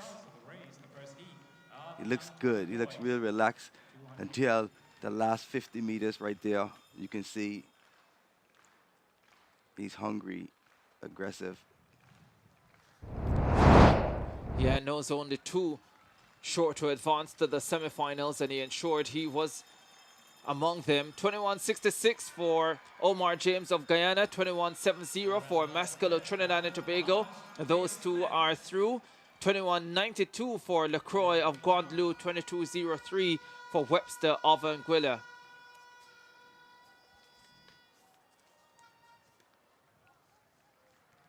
Back to the action on the track.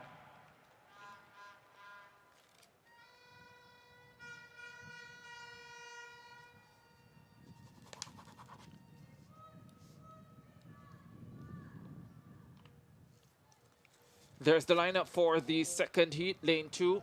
Mackay George of the British Virgin Islands, Gilbert Lai of Bonaire, Javon Dunkley of Jamaica, Aragon Straker, Barbados, Tucker Denver, Bermuda, Kyle Lawrence of St. Vincent and the Grenadines, and Jada Stapleton of the U.S. Virgin Islands. Straker looked good in the 100 meters for Barbados, and with Reed out, had him tapped for a medal in the 200. There is a vacancy that someone could sprint into in this boys 200. The men's on the 2200 meters in lane 8. Representing U.S. Virgin Islands, Jaden Stapleton.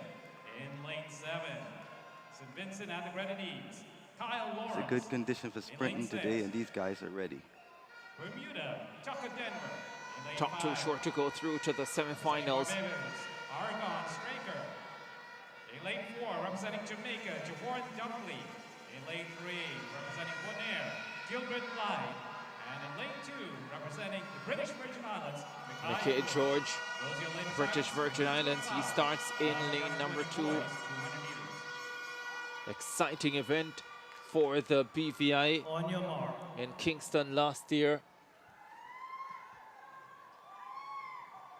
Not as prolific this time around, but you still see the work. Dunkley in 4, he's the favorite.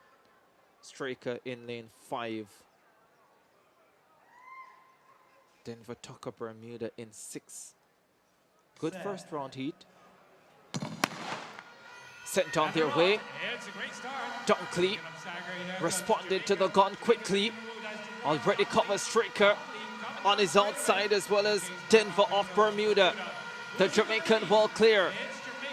Javon Dunkley easing down the home stretch. Straker of Barbados holding on to second just, I think. Dunkley with an impressive opening round effort. Straker of Barbados holding on for second just. 21-26 for the Jamaican. Very impressive, compact sprinting technique. Runs on the 4x4 for his school back in Jamaica. So both fast in the 100 and strong at 400. And here in the middle, 21-26. Easy qualifying. He definitely looks good getting out. He held his composure. He did what he was supposed to. As you can see, his knees coming off of that curve. His arms are pumping. He's focused. He's not worried about the field. And it's just all knee lift right there, as you can see. And he just tip-tap straight up. It's practice. It's practice. And he's just relaxed. And here it is. Check to the left, check to the right, ensure there was no one close to him. And shut it down to win in 21-26, positive 1.0 meters per second. Tucker actually got second at 22.05. Straker 22.06. And Lawrence 22.08. We'll have to wait and see if their times are good enough. Still going on over at the high jump area, that's the octathletes. That was Jamaica Courtney Wallace. And those two times slower than the third and fourth place times from the first heat. So 22.06 and 22.08, third and fourth in the order. But remember, it's 6 non-automatic qualifiers after the 10 automatic qualifiers, 2 from the 5 heats. Third heat coming up. 200 meters.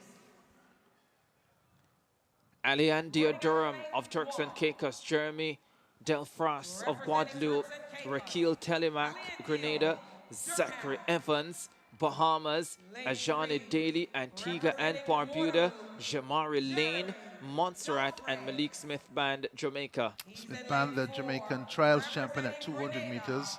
And Zachary Evans, third in the 100 in Kingston last year. Not running the 100 here, that's gone already. He comes up at 200.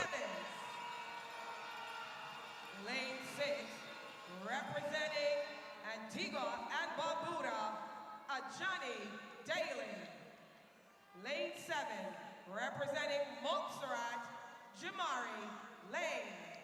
And running out of Third heat of the under-20 boys, 200 meters. Malik Smith Band. Those are your prelim finalists for the under-20 men's 200 meters. Dunkley's 21.26, the fastest time of the round so far. Smith Band, a 400-meter man, may enjoy being in lane 8 because the curves there are more gentle.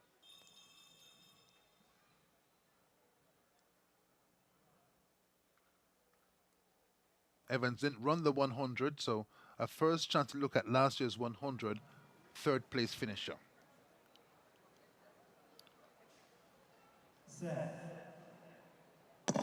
Sent on their way.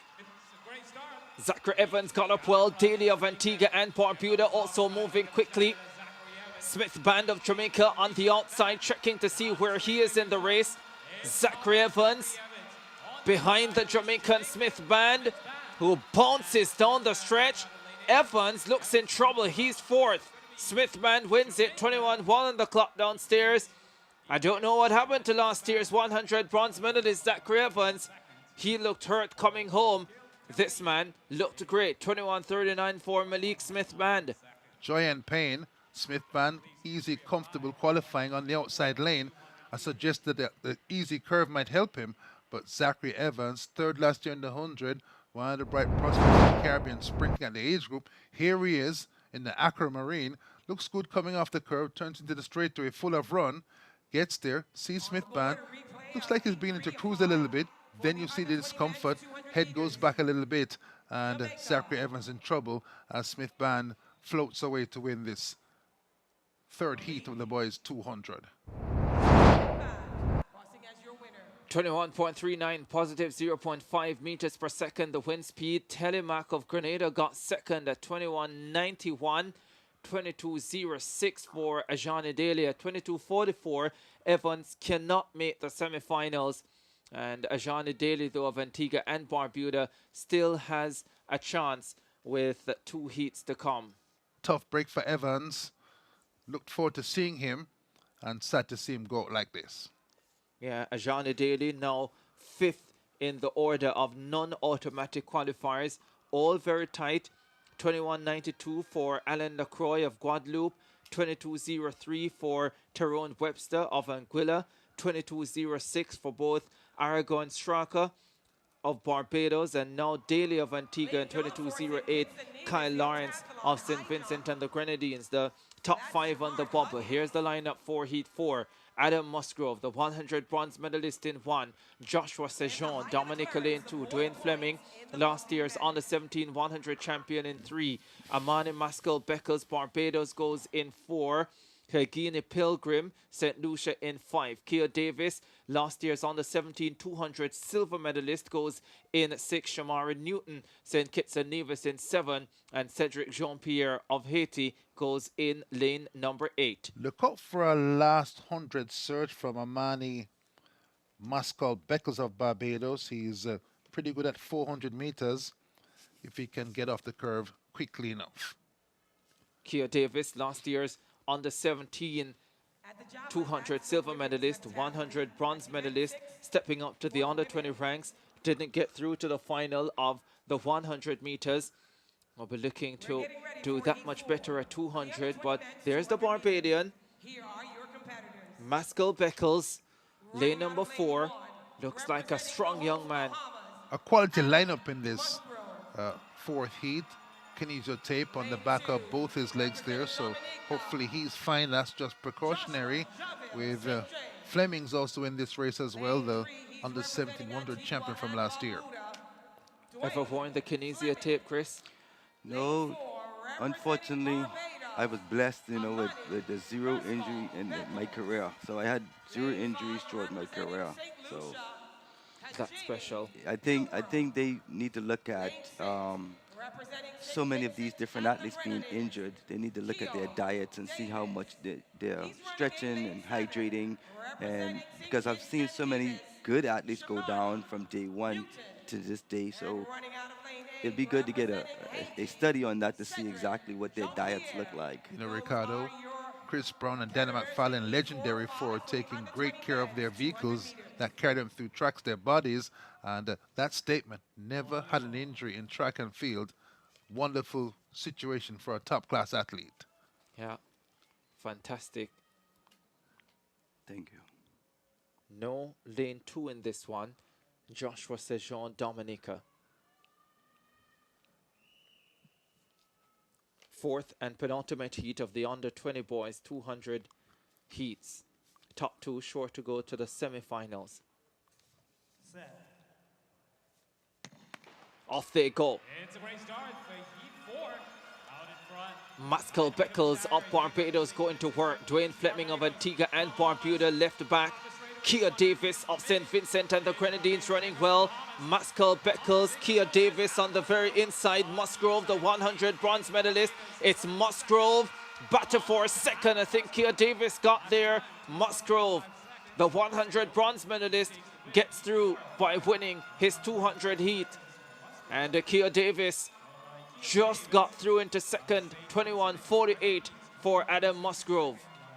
From lane 1 as well, but last night, third in the 100, feeling really good, and comes out, not first thing Sunday morning, but first time on Sunday with a polished run on a turn. And when he got to the, can't even see him in the picture, he'll appear in a second. There's Muscle Beckles in the gold and the blue of Barbados, stepping hard down the stretch, but Musgrove on the inside, away and clear, and gets through with a couple of meters to spare over the fast finishing pair in the middle.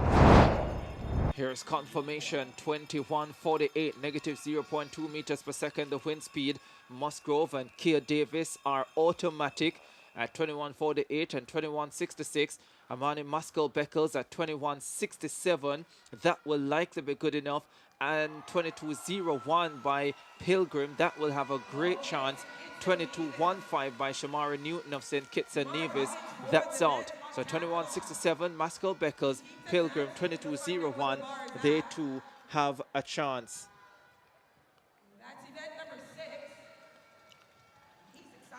I would like to see what Musgrove is going to do when he get a preferred lane to run 21 seconds out of lane 1. It's pretty impressive. He's in shape, and because of last night's medal, feeling good. Definitely. Confidence is extremely high. Here's the lineup for the fifth and the final heat. Ezekiel Newton, Guyana in lane 1. Shakan Stedman, Dominica in 2. Jamar Ellis, Cayman Islands in 3. Alicia Williams, Grenada in 4. Aaron Guillaume of Haiti in 5. Revel Webster, Trinidad and Tobago in 6. Bernard Hyde of Turks and Caicos in 7. And William Sharp of St. Kitts and Nevis in lane number 8. Hubert and Chris, and this is how we are as far as the non-automatic qualifiers are concerned. 21:67 for Muscle Beckles of Barbados. You can pretty much count him in. 21:92 for Alan Lacroix of Guadeloupe. 22:01 for Kagine Pilgrim of St. Lucia. And 22:03 for Tyrone Webster of Anguilla. Then you have a 22:06 Ajani Daly of Antigua and Barbuda and Aragon Straker of Barbados. So that means Kyle Lawrence and Vincent and the Grenadines, he's out. He can't make the semifinals again. Lots of times piling up at 22.0 and fractions after that. So the message here, if you're not in the top 2 in this last heat, you've got to go sub 22 to give yourself a fair chance. That's a fact. Running out of lane 1. Ravel Webster. Trinidad and Tobago would have been looking for a better effort at 100, Hubert. Here's a shot at redemption over 200 meters. Second chance. Has to grab it with both hands. Comes from a country where at 200, Arthur Bolden was world champion in 1997. And I'm not sure he's there. He was listed for lane number 6. Don't see him out there, and so again, tells you something is not right there. made some queries about Rebel Webster. Did look impressive at the Trinidad trials in the 100, and the second chance not taken by the bright young sprint prospect from the Twin Island Republic. Ezekiel Newton, Guyana, he's there. He's in lane 1. Stedman of Dominica is in 2. Elisha Williams, Grenada, in lane 4. Then you have lane 7, Bernard Hyde of Turks and Caicos, and William Sharp of St. Kitts and Nevis in lane 8. Fabulous opportunity for these athletes in the final heat of the under-20 boys 200 meters. Too short to go through.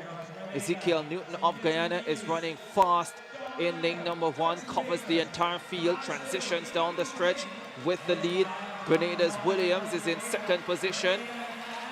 And I think only the top 2 from this heat will qualify for the semifinals. 21:54, the winning time for Ezekiel Newton of Guyana.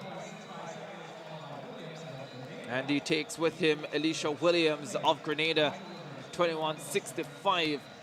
The time has been adjusted to for the Guyanese. He's through to the semifinals. The Guyanese look good here.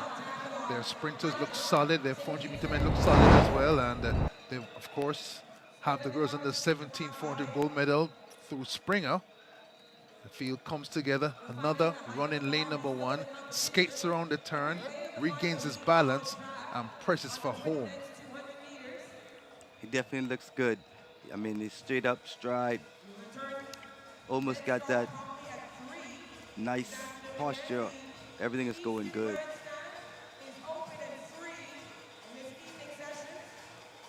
Final track action of the morning. 21:65 for Ezekiel Newton of Guyana, 21:72 for Elijah Williams of Grenada, the only 2 qualifying from this final heat of the under-20 boys 200 meters. So that means Pascal Beckles of Barbados, 21:67, Alan Lacroix of Guadeloupe, 21:92, Kagini Pilgrim of St. Lucia, 22:01, Tyrone Webster and Gwilla, 22:03, and a pair of 22:06 performances from Straker of Barbados and Daly of Antigua and Barbuda, the non-automatic qualifiers for the semifinals of the under-20 boys 200 meters. All right, let's head to Ricky Barry and get some updates on what happened in the field events. Yes, we have some updates. There have been some excitement out on the track, but also some excitement out on the field. Just wrapping up was the heptathlon women's javelin throw. Some preliminary results from that. So we have third place is Christy from Jamaica with a throw of 37.36. Now, you do need to know she was leading coming into today's events. They did have the long jump as well. So some things could have changed, but she's really the one to watch to be one of the medal finishers in this event. Second place is Gadari from Grenada, 38.35 throw. And in first place, bringing up the gold, is 47.72 from Clayton from St. Kitts and Nevis. The women's under-20 javelin also took place today. These girls went as far as 45.32. So all of these results from third going up. We have Sawyer from the Bahamas, who did a throw of 43.37. She achieved this on her third throw. And then we have second place, Colette from the French Guyana, 45.32 that she achieved pretty late in the on her fifth throw. And finally, the winner Gibbons from Guyana, 47.96, just shy of her qualifying throw of 51 plus. However, it was still good enough for her to get the gold.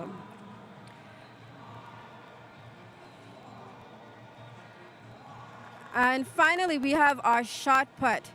We have some decent throws in the shot put. In third place, we have a 13.53 throw from Edwards from St. Lucia. Second place, 13.74, Johnson from Jamaica.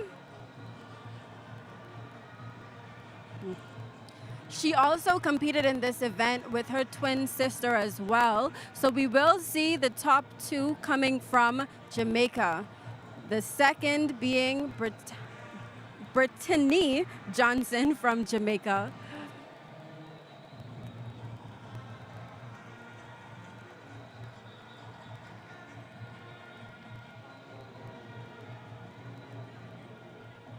Again, that 13.74 throw from Brittany Johnson from Jamaica. And finally, the gold place is her sister, twin sister, Britannia Johnson. Jamaica, 14.54. I imagine there's some rivalry between the two, but for right now, it seems like Britannia may have the edge. I'll send it back to you in the booth, Ricardo.